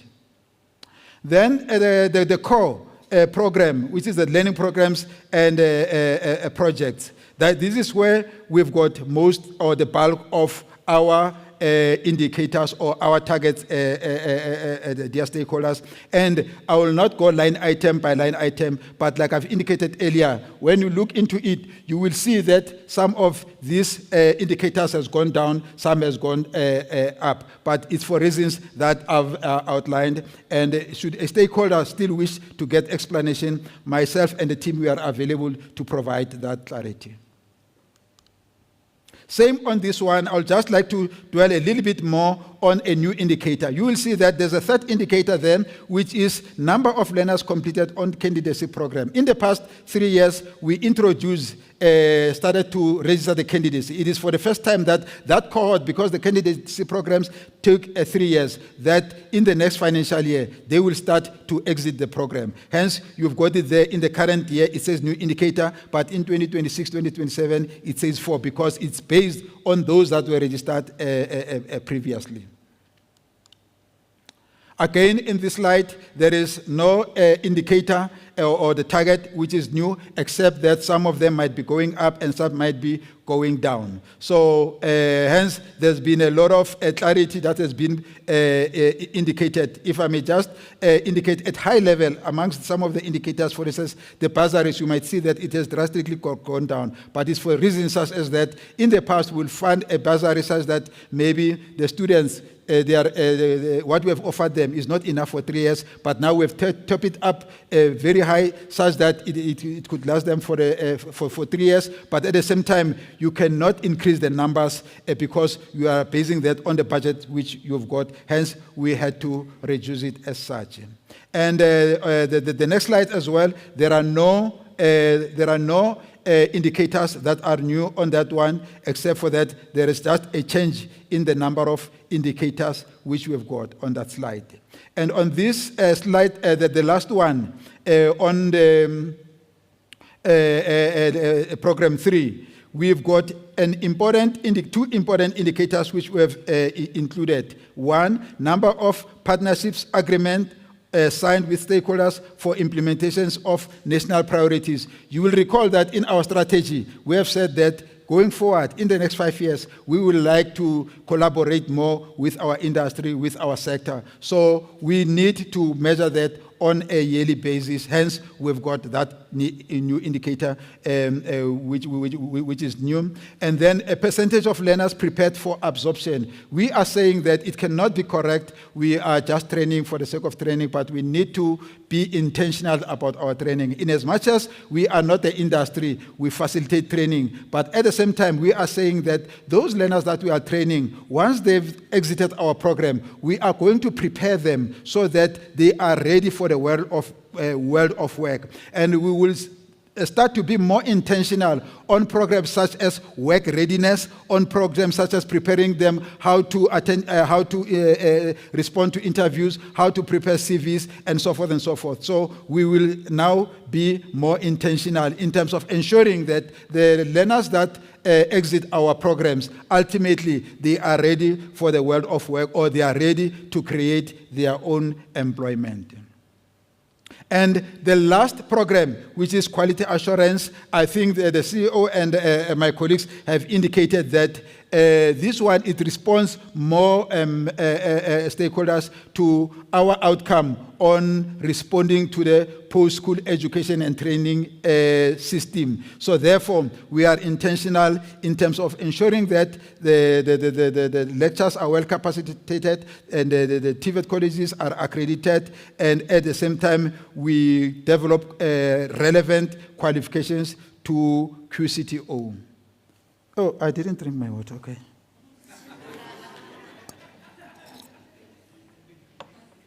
I thank you, Chairperson, and thanks for your time.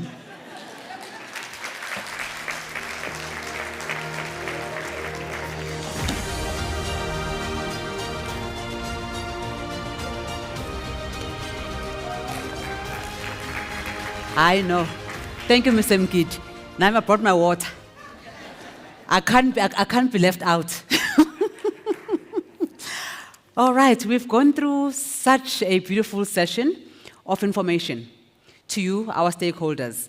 We'll now hand over to you now and give you time to clarify, to converse with us and just conduct dialogue.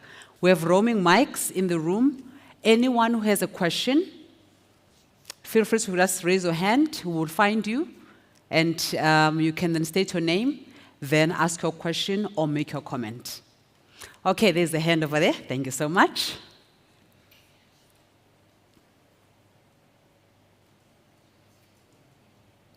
Over to you. Oh, okay, one moment.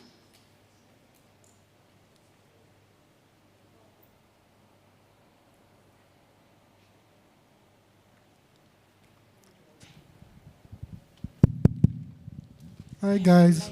Firstly, we are from KZN, and I see we have more energy in KZN than in Gauteng.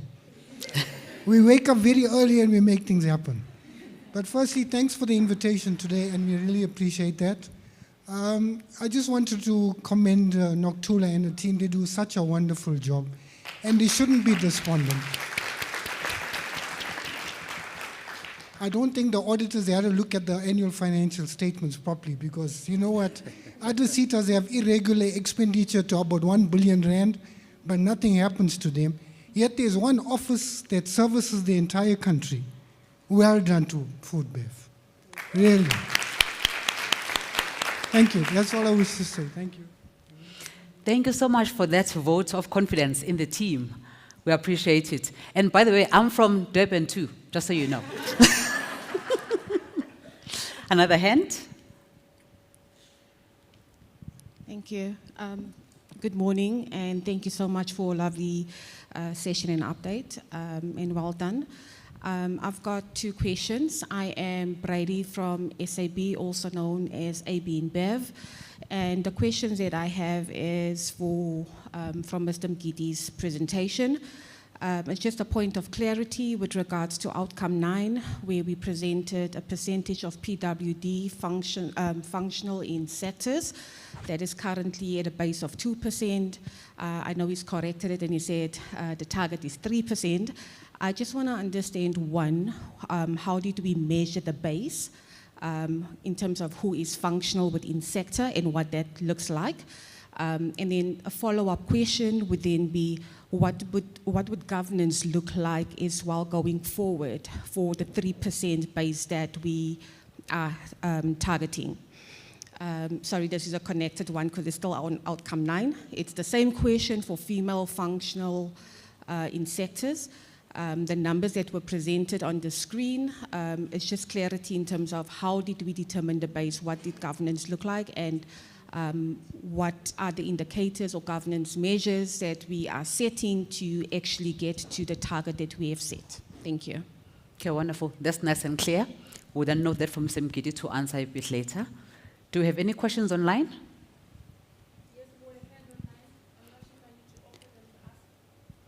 Yes, if you are able to.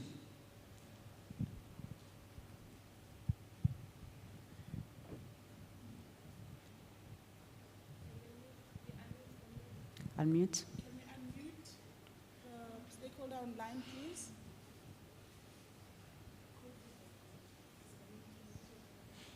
Okay, while you fix that, let's have one more in the room. Any other hand in the room? Hi there. My name is Pumzile Nkomo. I'm from a company called Makamisa Foods. I just wanted to find out, well, first of all, well done. Well done to the team, for real. You've done a great job. You need to be proud of yourselves for that. I needed to know how is it going to be measured for the women that are out there that the FoodBev SETA is supporting? How is that going to look like? I just need to know that. That's it. Thank you. Thank you. Clear question. We'll note that for answering. Another hand in the room? There's a hand over there.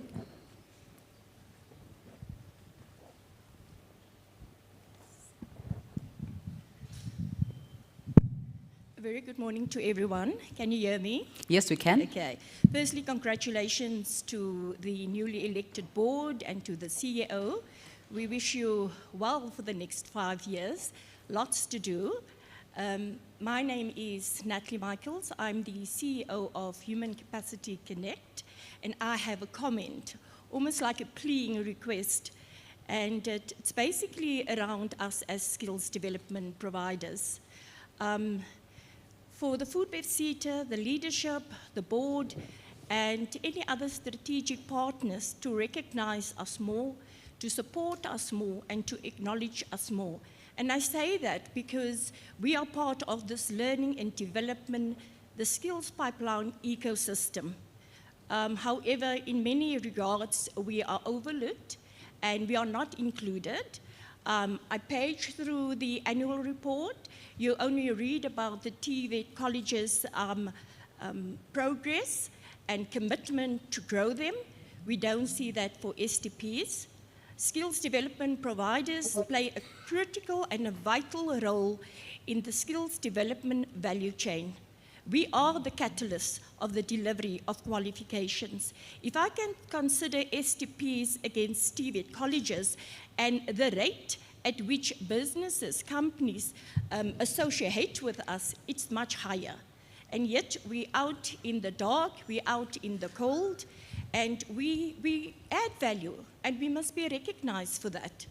And I'm optimistic to be associated with the FoodBev SETA. I love my presence in the FoodBev SETA. The FoodBev SETA has assisted me as a business to go from strength to strength. We are going to play a more critical role as a STP, myself, my business.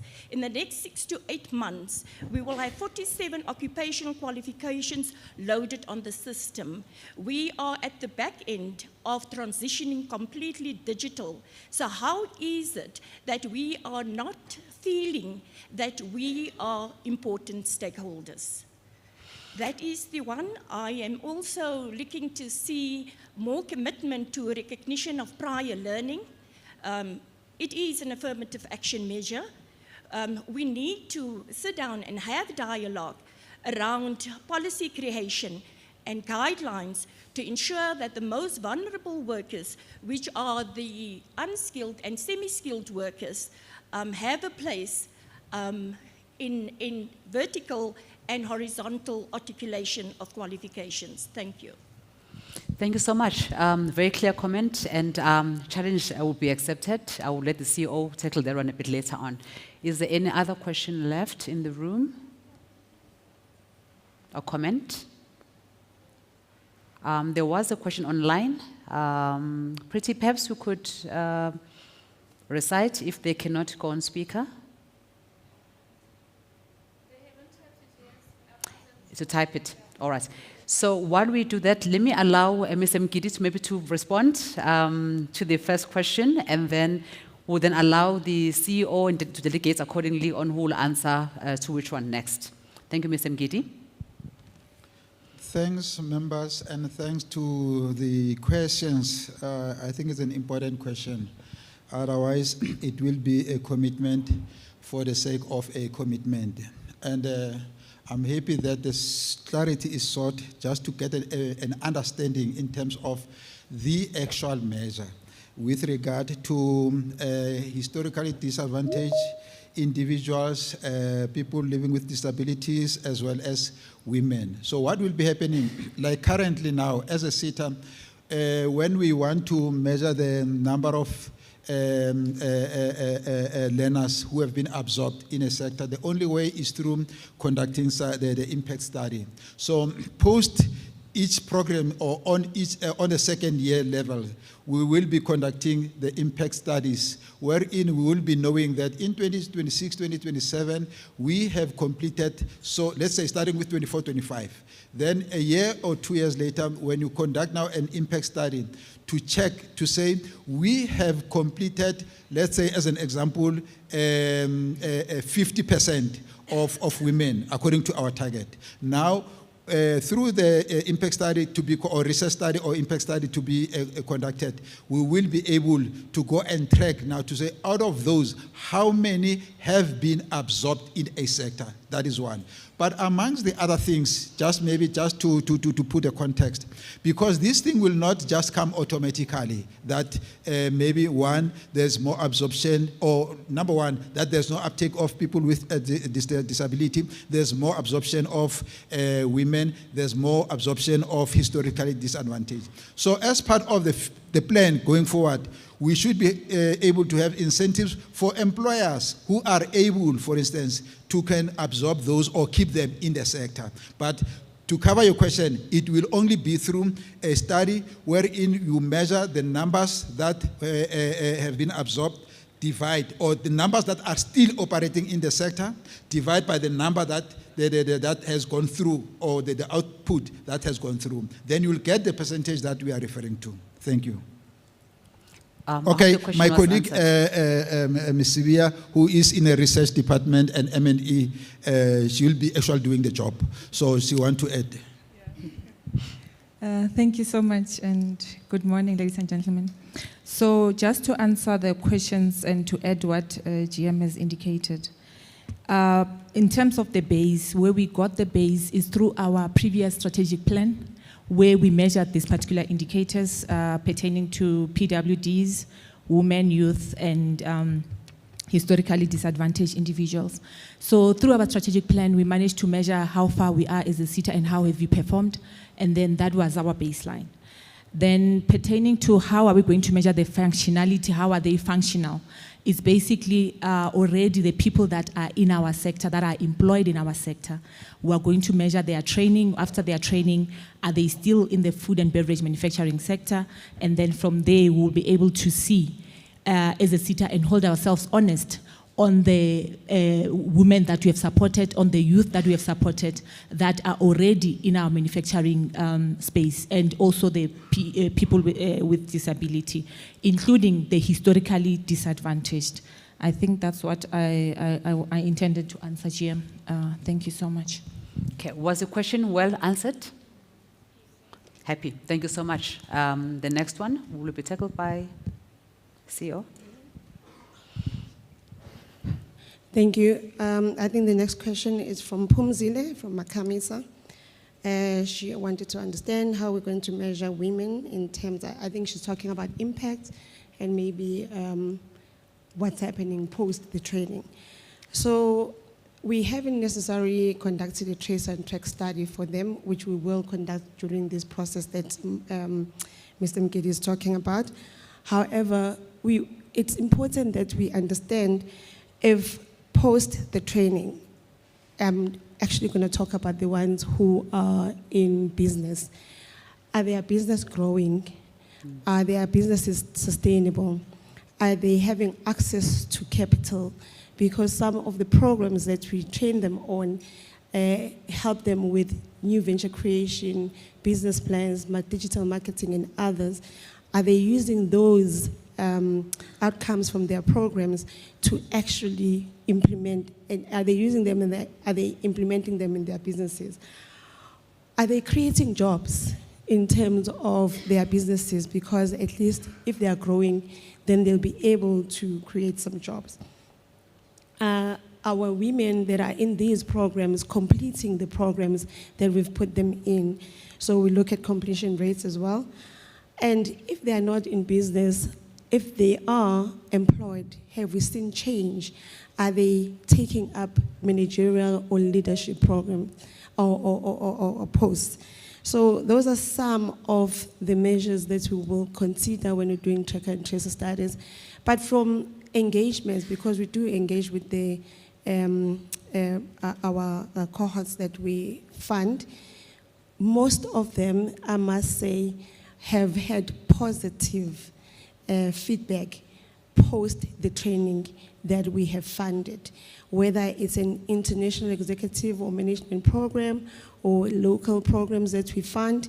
We have seen them change their jobs, whether they change from one entity to another, whether they get promoted, whether just as a person, because it's not only qualitative that we measure, we also measure the fact that when you started this program, how were you?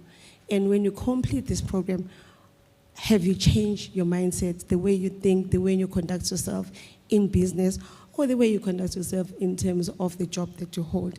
So those are some of the interventions that we did, and we are going to track and trace them.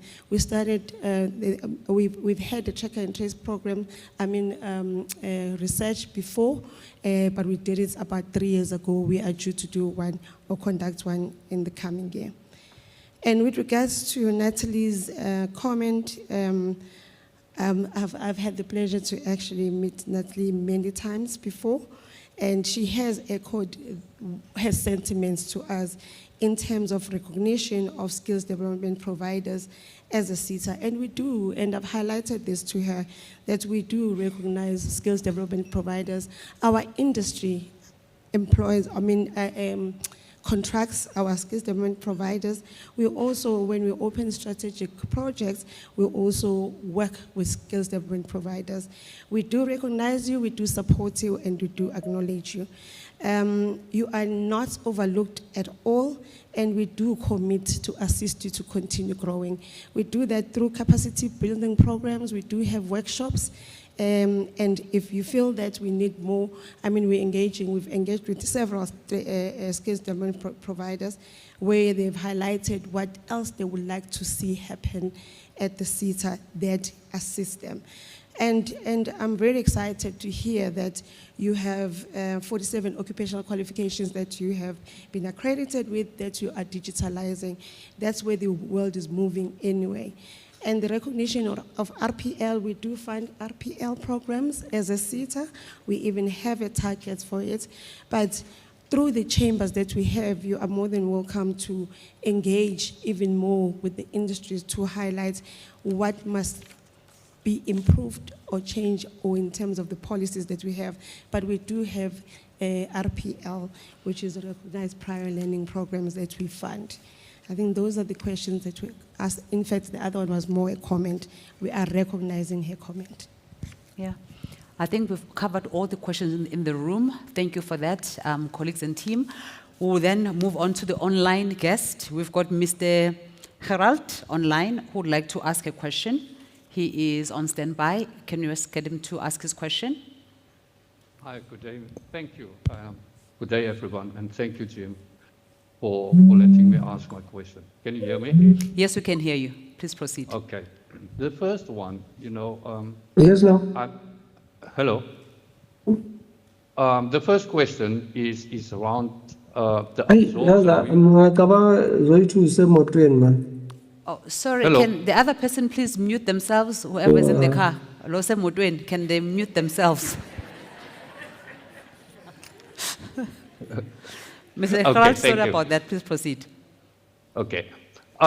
Talking about the absorption of learners, you know, I've went through the annual report of last year of FoodBev SETA.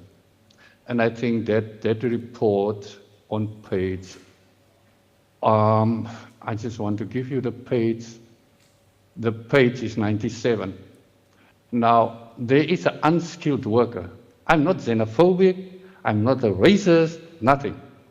But now we're talking about South Africa, right? And we're talking about our people who are unemployed. Now, as the providers do as much as they can, the stakeholders do as much as they can to absorb people. But now looking at that, now FoodBev must now tell me, what are they looking at if they employ an unemployed foreigner as an unskilled? And as we drove through Joburg from the airport, you get graduates standing on the road. Graduates. Then we trained in Joburg people also. Can't they become skilled workers within FoodBev offices? That's the one question. The other one, the indicators. Mr. Mgidi, this one especially for him. You know, in the fishing industry, there's nothing what your indicators are saying about the fishing industry. In terms of people who are on sea, nothing. You know, I just want a second to give you a brief background. 2011, 2012, the FoodBev SETA was in a crisis. They needed to merge with Agri-SETA. And the FoodBev SETA, at that time, it was another board, everything, but they come to me to help them out to get the fishing companies on board of FoodBev, right? And they promised these companies at that time that they were looking at sea training and all those things. Up till today, nothing had happened. I think the FoodBev SETA shortchanged the fishing industry up till now.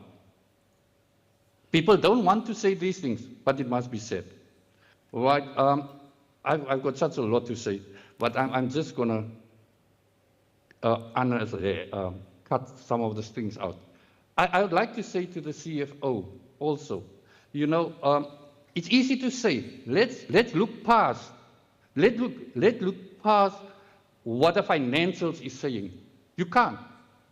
You can't look past that. And I've heard what one of the people inside the room said, you know, people are looking at billion or whatever rand that they can't account for.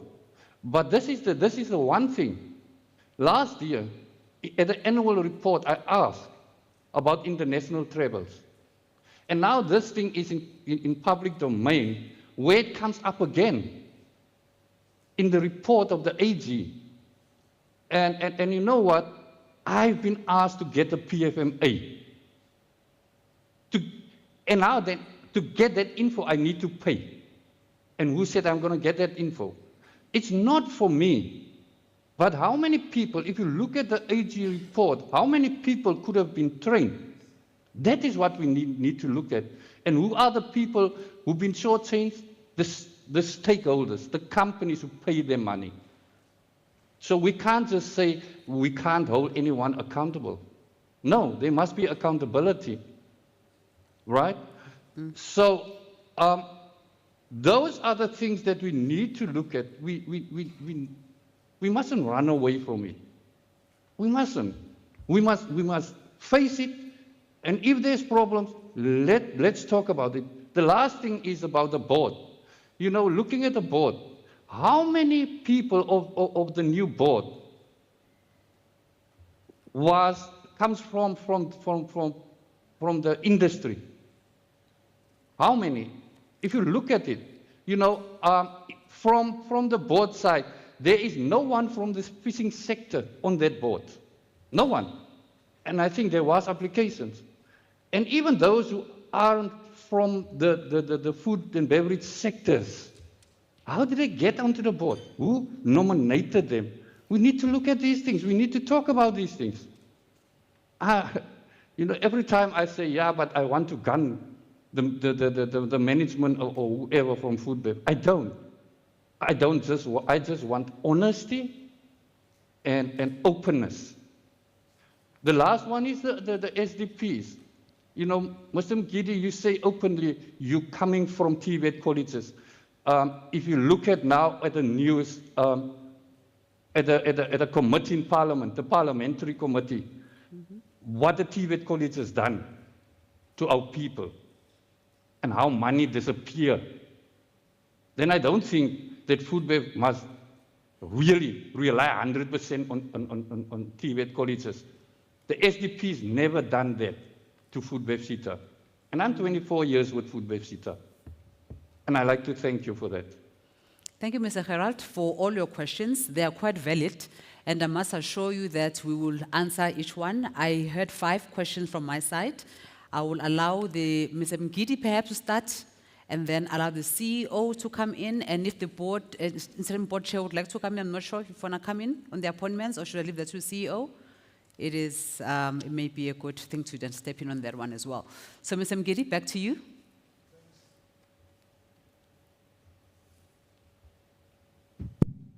Thank you. I'll respond to some of the questions raised by Gerald, and I think my colleagues will take some of the questions. Let me start with, and just quickly put the context in terms of what the programs or the qualifications that FoodBev SETA will train on. Because according to, as indicated, that we do not have indicators that talks to fishing industries. And correctly so, in our indicators as well, you will not get any indicator that talk to any of our chamber, but it will talk to the qualifications generally so. But the point that I just want to, in response, I want to bring on board is that there's a process in terms of qualifications development and getting the qualifications registered and having those qualifications that we'll start to train on. So, and our quality assurance, I think, Gerald, most of them, you are also invited to them in terms of there's a process as required by QCTO in terms of scoping exercise and so forth. You scope, and then you'll see that there's a need for this particular program or qualification, and ultimately, if there's a qualification that needs to be developed and through our sector, it gets registered at QCTO, and the fishing industry can now apply for that particular qualification.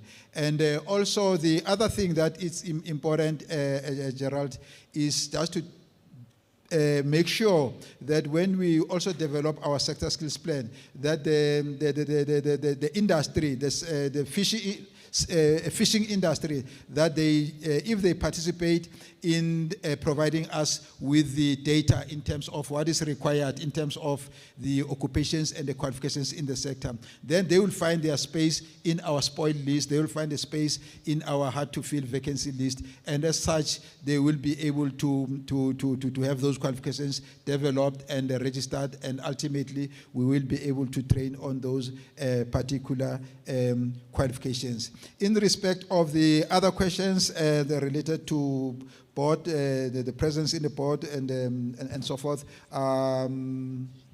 yeah, another thing, the other part was related to TVET versus the SDP. I think the CEO, in response to the question by Natalie, did indicate that on average, members, you'll agree with me that when you look our industry, who do they utilize most in terms of TVET versus the SDP? And without even for me having to go and draw the stats, you will see that most of our member companies are utilizing the SDPs over the TVET colleges.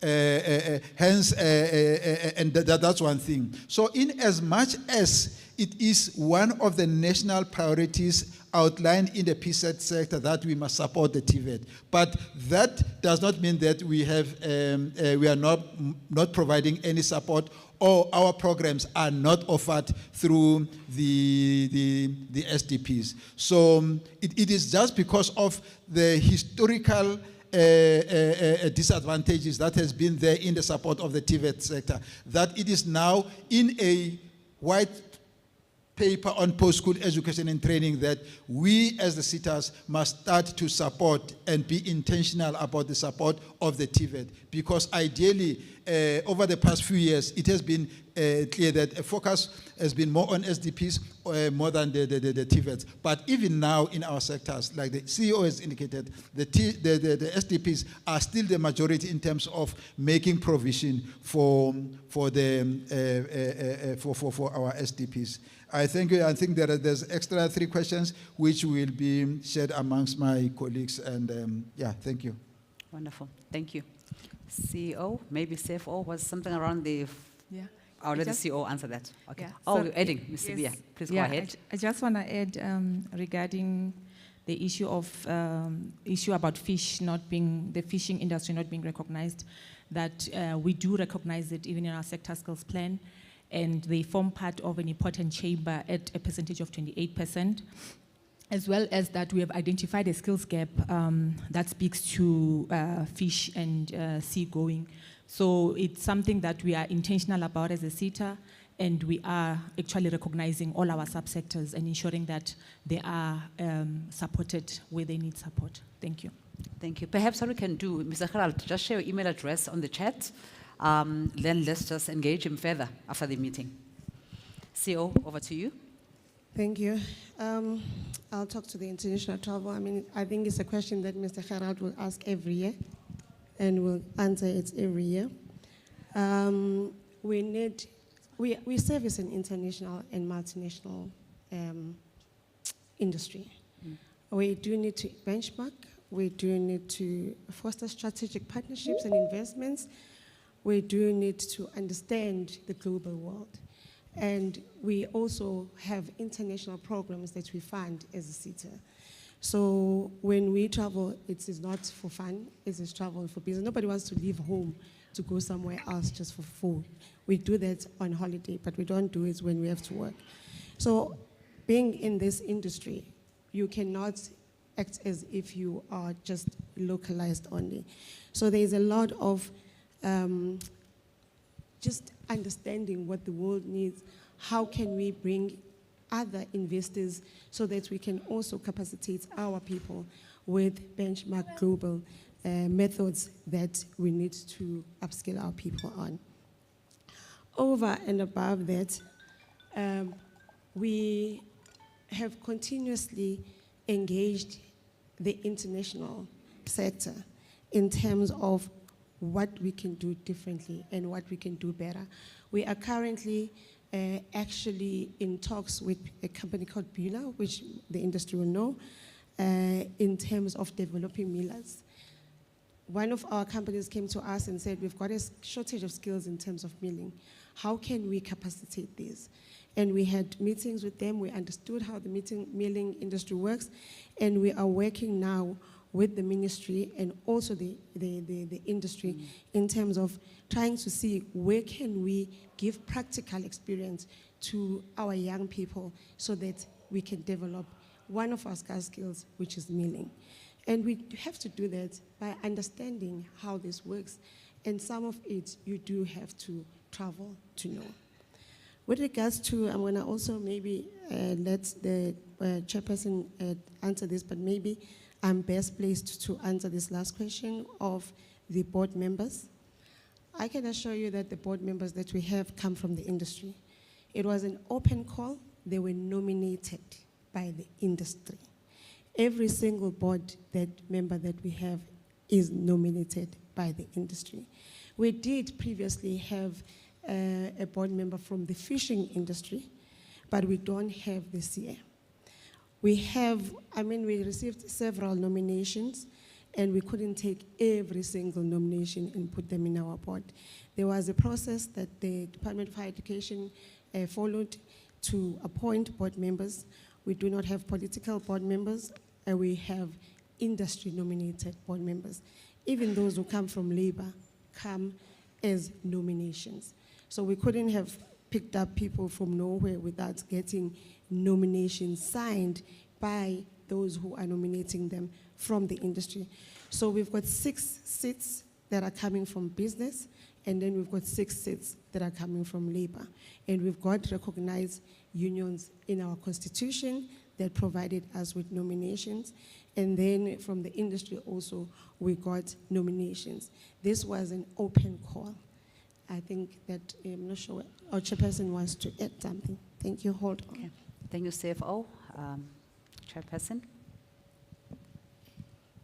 Over to you, yes. Yeah, thank you so much, Program Director. And let me take this opportunity to also thank, Mr. Gerard for your openness. I think sometimes we withhold questions that trouble us. And the AGM for us represents one of those meetings where we get to hear from you and we are able to respond and working with you.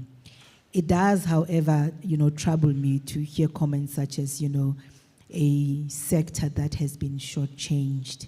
The food and beverage manufacturing sector is meant to represent the entire chain of food manufacturing. And if there is feeling that we're not focusing on any of these, subsectors that we should be looking into, and while CEO, I think, has responded to that, I would like to also say that we do still utilize our chambers where we can still source and support the various subsectors. And it's a call, Mr. Gerard, that perhaps we can still engage anyone from the fishing subsector. But to the point of the program director, we would like to perhaps get a hold of your contact details so we can engage further with you. Thank you so much. Thank you so much, Chairperson. Thank you. May I just one sec. Before the next question, we have the CFO who would like to come in for a comment. All right. Thank you, Program Director. I think mainly the question related to the audit outcome, which I think from the interim chair, the CEO, and myself, we have fully taken accountability of the audit outcome. We are not underplaying the qualified audit opinion, and what we are reflecting is the root causes that led us to the negative audit outcome. And we are taking responsibility for the audit outcome. We are coming with action plans that we believe will address those root causes, not focusing mainly on what AG raised, but we did a deep analysis of our internal control environment. And by no means we are underplaying the performance from 24-25. The figures that are reflected there, they are credible. We indicated the audit outcome are mainly technical accounting in nature. They are not as a result of any financial loss. Even the spending where we have funded programs that they have not spent the funds for intended purpose, we are recovering those funds. There's nothing that we have recorded in our financials that resulted in a financial loss, and we have spent the funds within the threshold. The admin is within 10.5, and the project admin is within the 7.5. Hence, you will not see regular expenditure in the financials. Thank you. Okay, wonderful. Thank you. CO?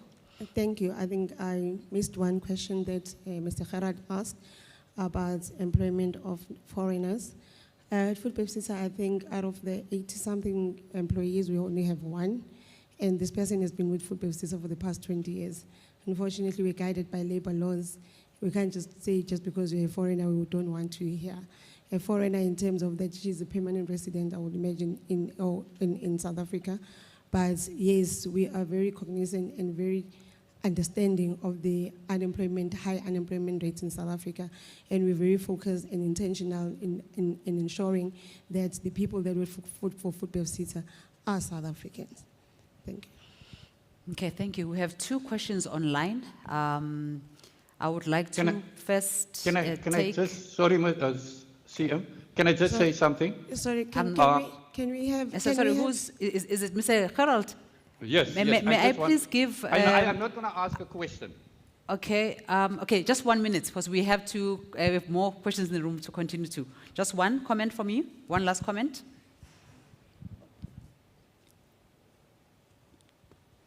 Okay, I can't hear him anymore. All right, so we have 2 questions on the screen. I would like to take those first. They're quite simple and straightforward. The first one is Food and Beverage SETA planning to issue a DG that will allow training providers accredited under other SETAs to utilize their 4 IR accreditations. I think that is a good one. I think, Mr. Mkiti, is for you. A second one is the IEDP and IMDP program being conducted this year. When will the nominations be open as well? Maybe just tackle those 2 at the same time. Okay, thanks. Number one, FoodBev SETA does not, as part of its policy, does not directly have the discretionary grant window being open for SDPs, because the SDPs provide training, but they get appointed through our member companies. But if there's a need coming from a member company on those specific skills, if they are 4IR related, and we do provide the allocation to our member company. Therefore, there's nothing that will stop them to, if you've got an accreditation that falls outside our scope, that it can be utilized, but not directly as FoodBev SETA offering the discretionary grant to the provider who's got the qualification which is outside. And then the other question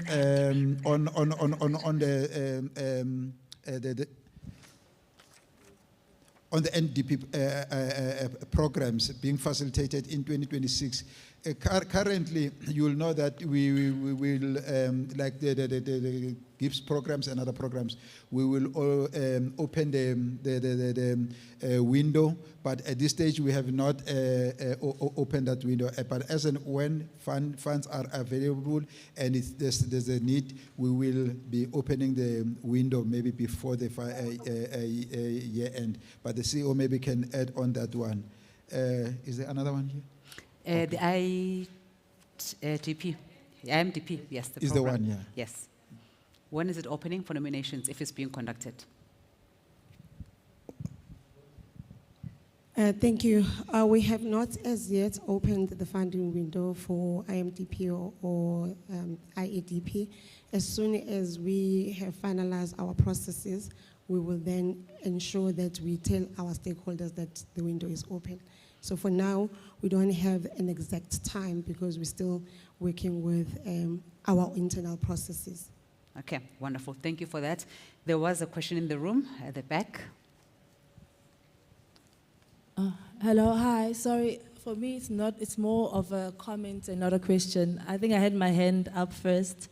Sorry. Yes, I'd like to greet my fellow stakeholders and especially Food and Beverage SETA, the CEO and the whole team. My name is Nomzamo Zondi Faba, and I am a business owner. I own a restaurant at 44 Stanley. We make our own, obviously we make our own pizzas that we sell to other, we supply other restaurants that can't make their own pizzas, and we make our own sauces as well. So I would just like to express my gratitude to FoodBev SETA, and just to also let other stakeholders aware of what some of the programs that have been initiated by FoodBev SETA and how some of us have actually benefited from them. Initially, when I applied, I was hesitant. I just took a, I took a chance as a business owner who's self-funded, but I needed assistance, and I needed assistance in terms of knowledge. I enrolled for the International Executive Program last year, 2024, June. I was one of the selected candidates. I'm originally from Durban, KwaMashu, but now I live in Johannesburg for a couple of years. I was one of the 25 candidates that made it. Last year, it's actually a long story. I had to jot it down because it's been a long journey. Last year, we were lucky enough to go to New York, where we got, we were accommodated in New York by the South African Embassy, who organized other entrepreneurs who are now based in the States. I think the main reason for that was for us to go and see how we can learn from a global first world country as to how we can actually progress in South Africa. We learned a lot there. And I also, obviously, since I enrolled in this program, we also went to North Carolina, Duke University, where we got to also learn about leadership. We had one of the most influential professors taking us through those lectures. It took 24 hours, or not 24 hours, but it took mostly of our days studying. But just to cut the long story short, how my business has benefited from this. My business has benefited in terms of digital knowledge, how to extend what I do as a business owner and have a wider reach. And I've seen an extensive difference in my business because of that, and how I've been able to draw my clientele. It also assisted me in terms of managing my funds, and also just knowing the right ways to find maybe more education on funding that is external to what I'm always useful to as a business owner. And just to cut the long story short, oh my goodness, there's quite a lot here. We graduated in August with a postgrad diploma from Rose University in partnership with Duke University. And because of how the business has evolved, I have 15 employees. During December holidays or during school holidays, I have UJ that I've partnered with, where I get students that I get to train. Some of the students, or Bachelor of Science students, they have nothing to do with the food industry, but just to get skills on communication and how they can also have some kind of work experience. So I've been able to do that. I've also gone green as a business, where we recycle our coffee and waste food. All of that knowledge I would not have known as a business owner, because what we do is that we just focus on our businesses. We don't actually get to learn more because we just want to grow financially. But for a business to grow financially, obviously, you have to start with serving the community. So this program has really opened up my mind. So much so that on Sunday, we hosted the President of the European Union, Mr. Antonio Costa. How did he find us? His team went online, and they wanted a restaurant that was around the area because they stayed at the Westcliff Hotel, and they came to us. If I didn't have that skill, I don't think I would have been able to even attract someone who came to the G20, not just anyone, a whole president. So I just want to commend FoodBev SETA, and I appreciate.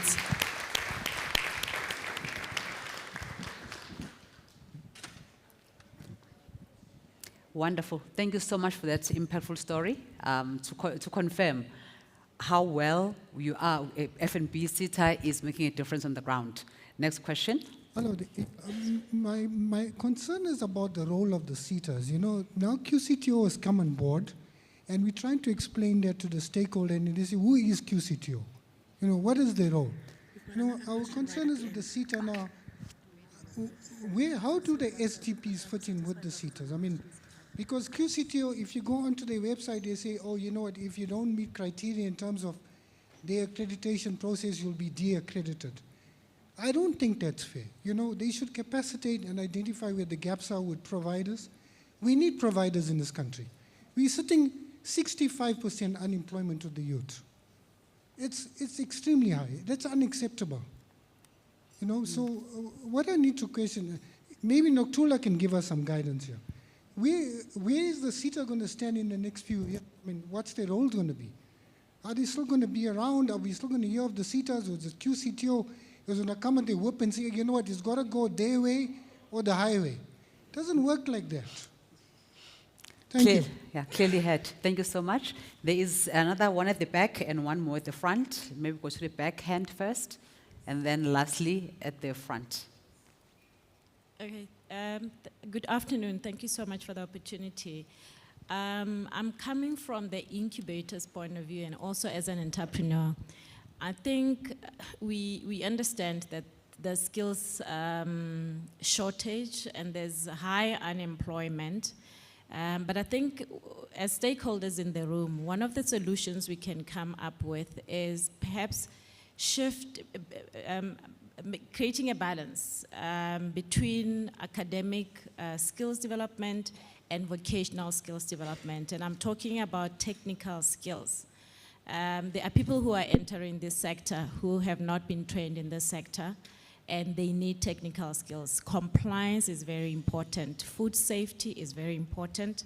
And I think this is where stakeholders like incubators can play a role in terms of closing that gap. So on our side, we are friends of FoodBev, I think, as a solution to some of the complaints that are coming from other stakeholders. We can have the conversations with FoodBev management to close some of these gaps. And thank you again for the opportunity to join the AGM. Thank you so much. There is one more right here. Okay. Thank you very much for this opportunity. I'm called Her Royal Highness Princess Lona ke morwedi ga Kgoshi Raphahlelo.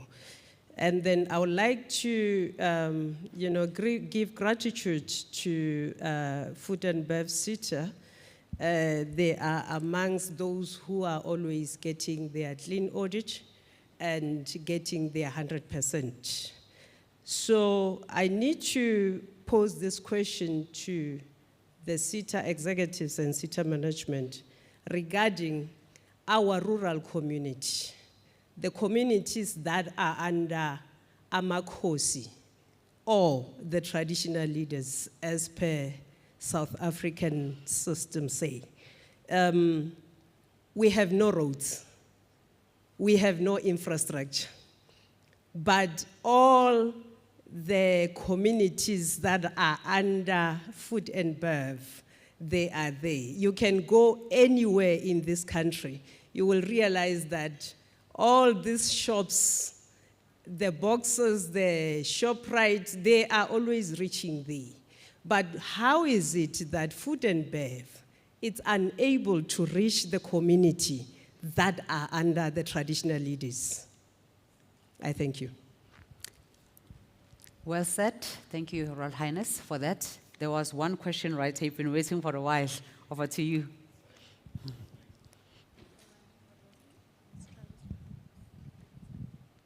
Your favorite stakeholder. Okay. I wanted everybody in the room to hear that. Good morning, everybody, or afternoon. I represent, my name is Richard. I represent the South African Chamber of Baking.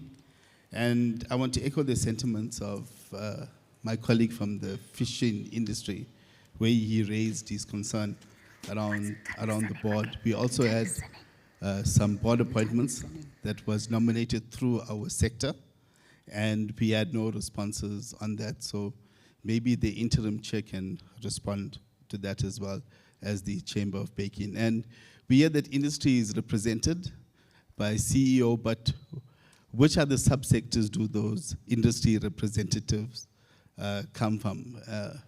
We've seen a gradual decline in our members' funding for bakery over the years, for baking specific qualifications, and it's become a huge point of concern.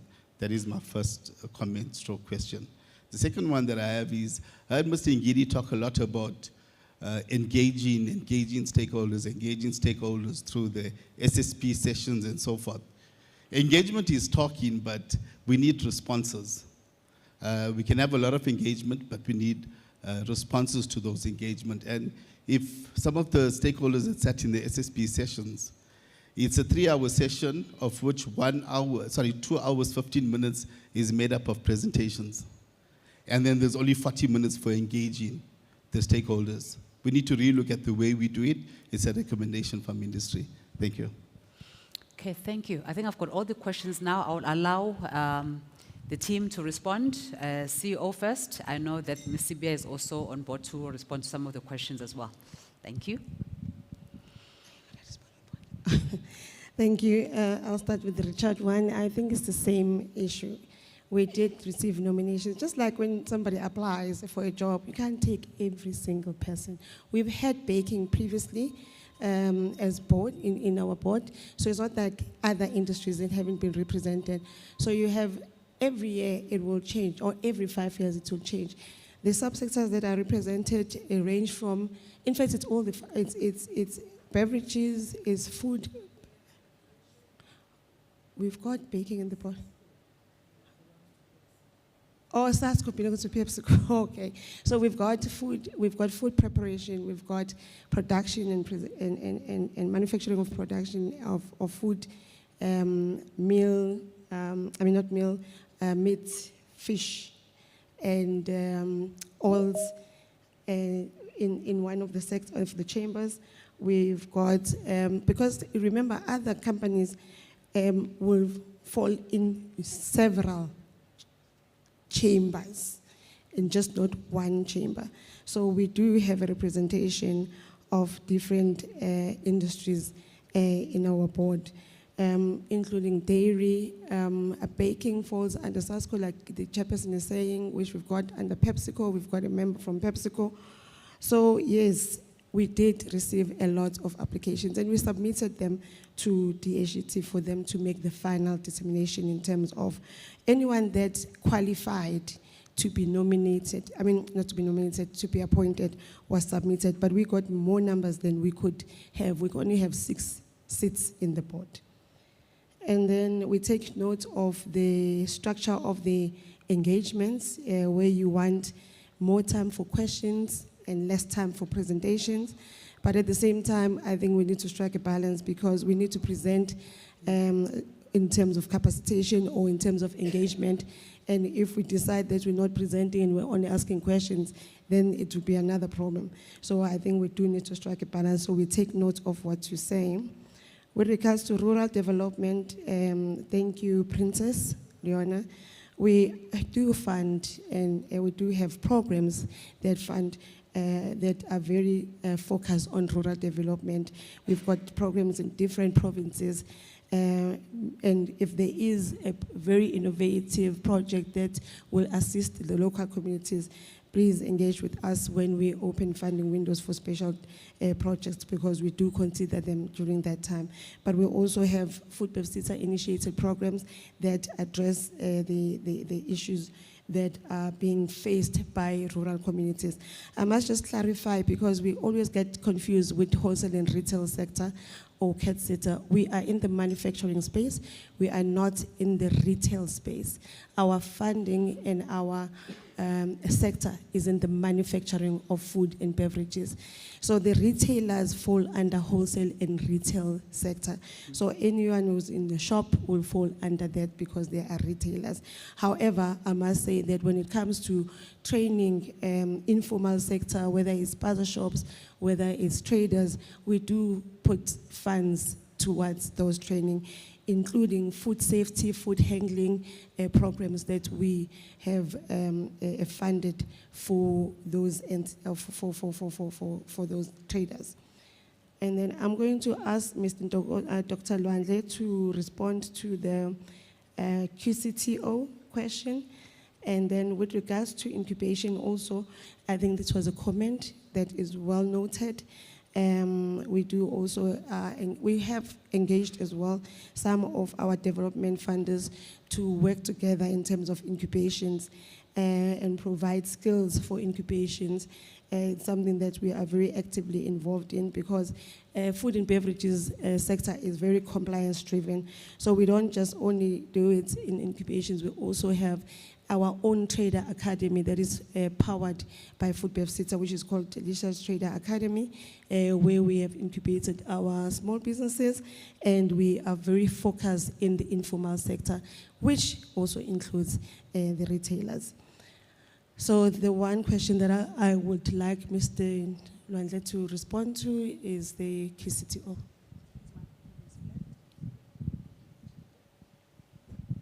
Thanks, CEO.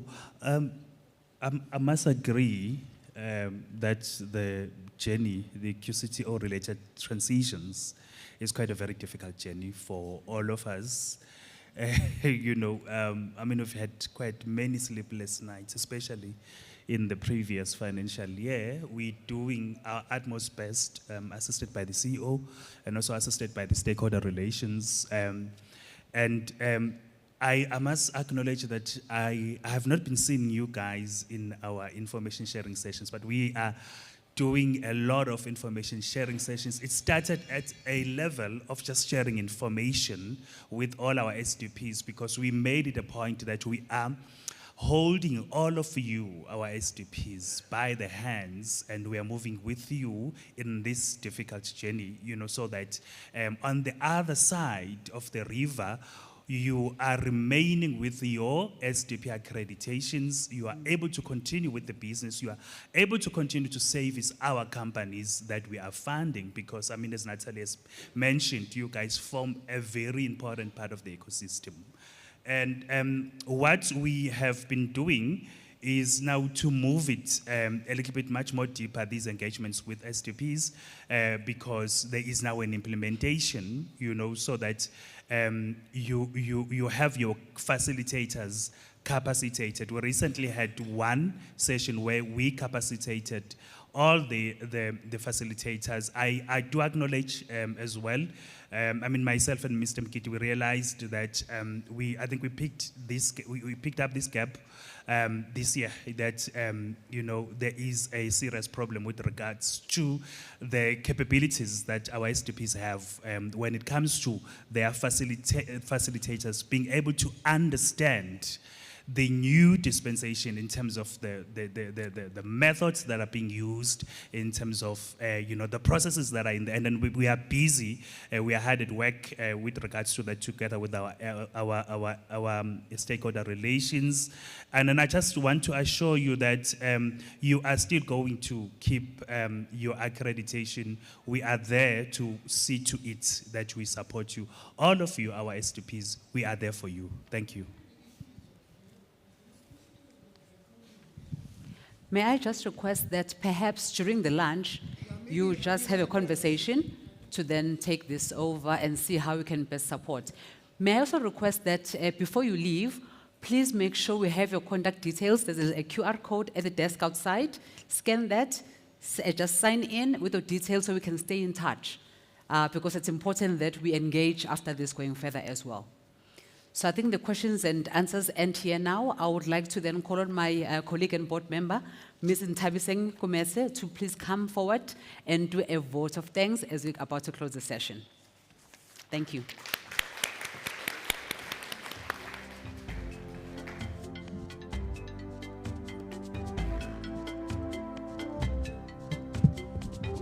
One, two, one, two. I'll hold it. Can everyone hear me? Great. Wow, colleagues, stakeholders, what an engaging Q&A session. Truly a demonstration of our joint commitment to increasing employability and skills within South African society. So thank you to all of you. Madam Chair, Program Director, our CEO, Ms. Nokuthula Selamulela, members of the Food and Beverages SETA board, management of the SETA as well as the staff, and most importantly, as Natalie Michaels has said, to our partners, our stakeholders, our delegates, and really our true stakeholders, or as you said, our catalysts to skills development. On behalf of the board, as well as the management of Food and Beverages SETA, I would like to extend our heartfelt gratitude. Every one of you has joined us at our AGM, and we are able to celebrate and commemorate with you our 25 years of Food and Beverages SETA, but also reflect on how we have shown up in as far as our unwavering commitment to skills development in the food and beverages manufacturing sector. As I mentioned, we are grateful to the commitment, to the partnership, as well as the collaboration that we have with our stakeholders, with our partners, but also our learners. Your dedication as well as your trust, but also your openness to having crucial conversations with us have been instrumental in driving transformation, but also excellence across our sector. I was just listening to the story from our esteemed stakeholder who owns the restaurant on 44 Stanley. I didn't take note of your name, but I will not forget that you are on 44 Stanley, and will make an intention to visit your restaurant. But the story that you shared with us, one person, colleagues, was impacted or positively impacted by the work that we do as a collective. It resulted in 15 people getting employment. And we know in South Africa that every single person who earns an income affects another 5 people. That's just one person. And as she mentioned, there were 25 people on this program. So if we had to do a little bit of desktop mathematics, 25 people creating 15,000 jobs each, that results in 375 lives impacted. That's just an estimation of the scale of the work that we actually do. And again, it's because of the partnership and the commitment that we all have in this room. And so I do want to take a moment to acknowledge the sectors that are represented here. We have all sectors represented. We have over 50 people, 55 people to be exact, from the production, processing, and preservation of meat, fish, fruit and vegetables, oil and fats sector. We also have stakeholders from the manufacturing of dairy, stakeholders from the manufacturing of breakfast products, food preparation products, but also the manufacturing of beverages. In addition to that, I also want to acknowledge the presence of our partners from the skills development organizations, TVET colleges, universities, our community organizations, as well as our government stakeholders. Once again, colleagues, your continued engagement ensures that as the Food and Beverages SETA, we remain the beacon of innovation, empowerment, as well as opportunity. As we discussed, we did reflect on the journey that we were on. And so I want to take a moment to acknowledge that this year, our SETA did receive a qualified audit. And while this indicates that while it indicates that there are specific areas where we must improve, we also see it as a constructive opportunity to strengthen our governance, to bolster our internal controls, and to ensure that we remain accountable and we move with transparency and integrity. We are committed to addressing these findings diligently. We're committed to learning from them and ensuring that our organization operates with even greater transparency and integrity as we move forward. And as I share that, I really want to take a moment to thank our management team, the FoodBev SETA management team, which is led by our CEO, Ms. Nokuthula Selemulela, for their dedication in our mission despite these challenges. Your leadership has been central, and your accountability has been central in achieving remarkable milestones in skills development, in the transformation and the growth of our sector, but also in youth empowerment. There's a quote by Brian Tracy that says, "Effective performance is preceded by painstaking preparation." What was very clear from this morning's presentation is the extent to which the SETA management, led by the CEO, has been very intentional in reflecting, looking back, looking ahead and saying, where are we going to be in 2030? But more importantly, what are the effective and measurable steps that we will take to ensure that we perform? And so well done for the preparation. Well done for instilling your stakeholders and really ensuring that your solutions, or at least your APP, and your 2030 plan is inclusive. To our board, our colleagues, and to all who have contributed to the successes of the SETA over the past year, but also to the work that has taken place and the conversation that has taken place today.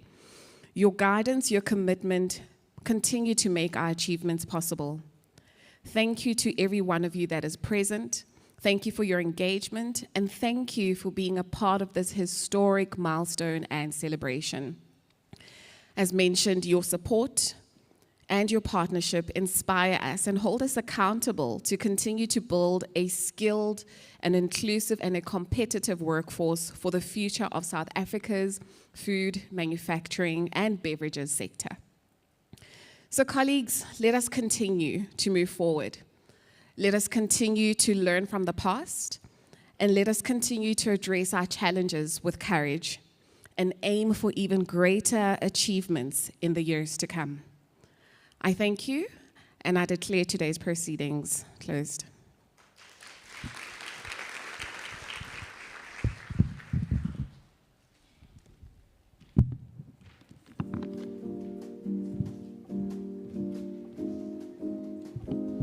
Thank you so much. Just to confirm on the parking, there is parking covered. There's a QR code you can scan outside to cover for your parking. Don't forget that. Lunch is being served. Please do join us. Let's network, let's get to know each other before you can leave, and just exchange some kind words and break bread together. Thank you so much. Have a wonderful afternoon. Of facilitating access to training and skills development for both employees and new entrants into the industry, we have successfully empowered thousands of individuals. This significant achievement would not have been possible without the invaluable support of our employers and partners who have worked tirelessly to help build a skilled and an employable society. In the past 5 years, across all our learning programs, over 38,000 beneficiaries have been enrolled, with more than 23,000 successfully completing their programs. These initiatives have played a pivotal role in supporting the growth and sustainability of some of South Africa's leading employers in the food and beverage manufacturing sector. So for us as a company, our purpose, nurturing and nourishing more lives every day, is what we live by. And that is how we build. Where's the lunch? Internally. Okay, lunch is, sorry, we just want to tell you where the lunch is. The lunch will be at the restaurant upstairs. We would like for you to join us. Thank you. SETA has been instrumental in making sure that we achieve our goal of growing our own timber. We not only partner with SETA with respect to learnerships and young talent programs, but what has been really effective is our partnership on leadership development through the IEDP program, as well as the IMDP program. Over the last 25 years, both Woodlands Dairy and the dairy sector as a whole have worked closely with FoodBev SETA to ensure skills development and transformation. At Woodlands Dairy, we have been very fortunate to have been able to partner with FoodBev SETA and drive our skills development initiatives across the company as a whole. And today I'd like to unpack a couple that have worked very well for us and have been able to grow our skills base. The issue of unemployment is always topical in South Africa, and for Woodlands Dairy, being based in a rural area, even more so. Over a number of years, we've been able to bring 700 unemployed learners into our business, place them on learnership programs for unemployed people, and successfully employ the vast majority of those learners post-completion of their learnership. We are committed to becoming Africa's leading feed and poultry business by nurturing our economies, empowering our communities, and embracing our agility and adapting our African heritage. We, in South Africa, have a strong feeds business called NutriFeeds.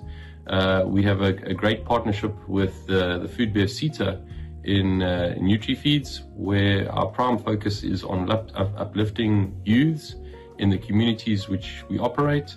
And together with the FoodBev SETA, we're able to capitalize that and really empower the youth in these communities which we operate. It is a privilege to join FoodBev SETA in celebrating 25 years of empowering South Africans through skills development. Over the years, FoodBev SETA has played a pivotal role in transforming our business and the broader industry at large. Through skills development initiatives spearheaded by the FoodBev SETA, we have seen real impact from young people entering the workforce with confidence to existing employees upskilling themselves for their future growth and communities being uplifted through learning. At the South African breweries, we believe that at the heart of our 130 years of success is our talented workforce, driven by a strong culture of ownership, excellence, and growth. We understand that building a future with more cheers starts with investing in our people, which is why skills development has always been central to our journey. For over 25 years, FoodBev SETA has been a trusted partner in making that possible.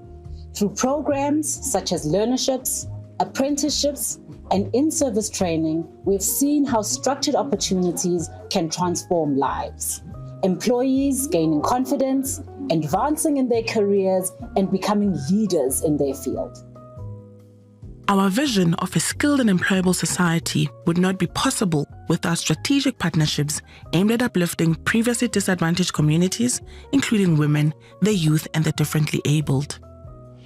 It is an honor and a moment of great pride to address you as we celebrate excellence and milestone that marks not only the completions of our programs, but the continued transformations of our public service sector through leadership, learning, and commitment. Cum Laude Research Institute is a 100% Black-owned and a proudly South African organization. We stand deeply committed to the vision, to the mission of empowering individuals and institutions through quality education, practical training, and visionary thinking. Although based in the Free State, our reach spans across the Johannesburg, the Eastern Cape, and beyond. On behalf of the South African breweries, I want to thank FoodBev SETA for 25 years of partnership. Your support has helped us unlock potential, create opportunities, and build a stronger, more inclusive future for South Africa. Congratulations on this milestone. We are proud to continue this journey with you. Thank you. This is how we empower, innovate, and elevate.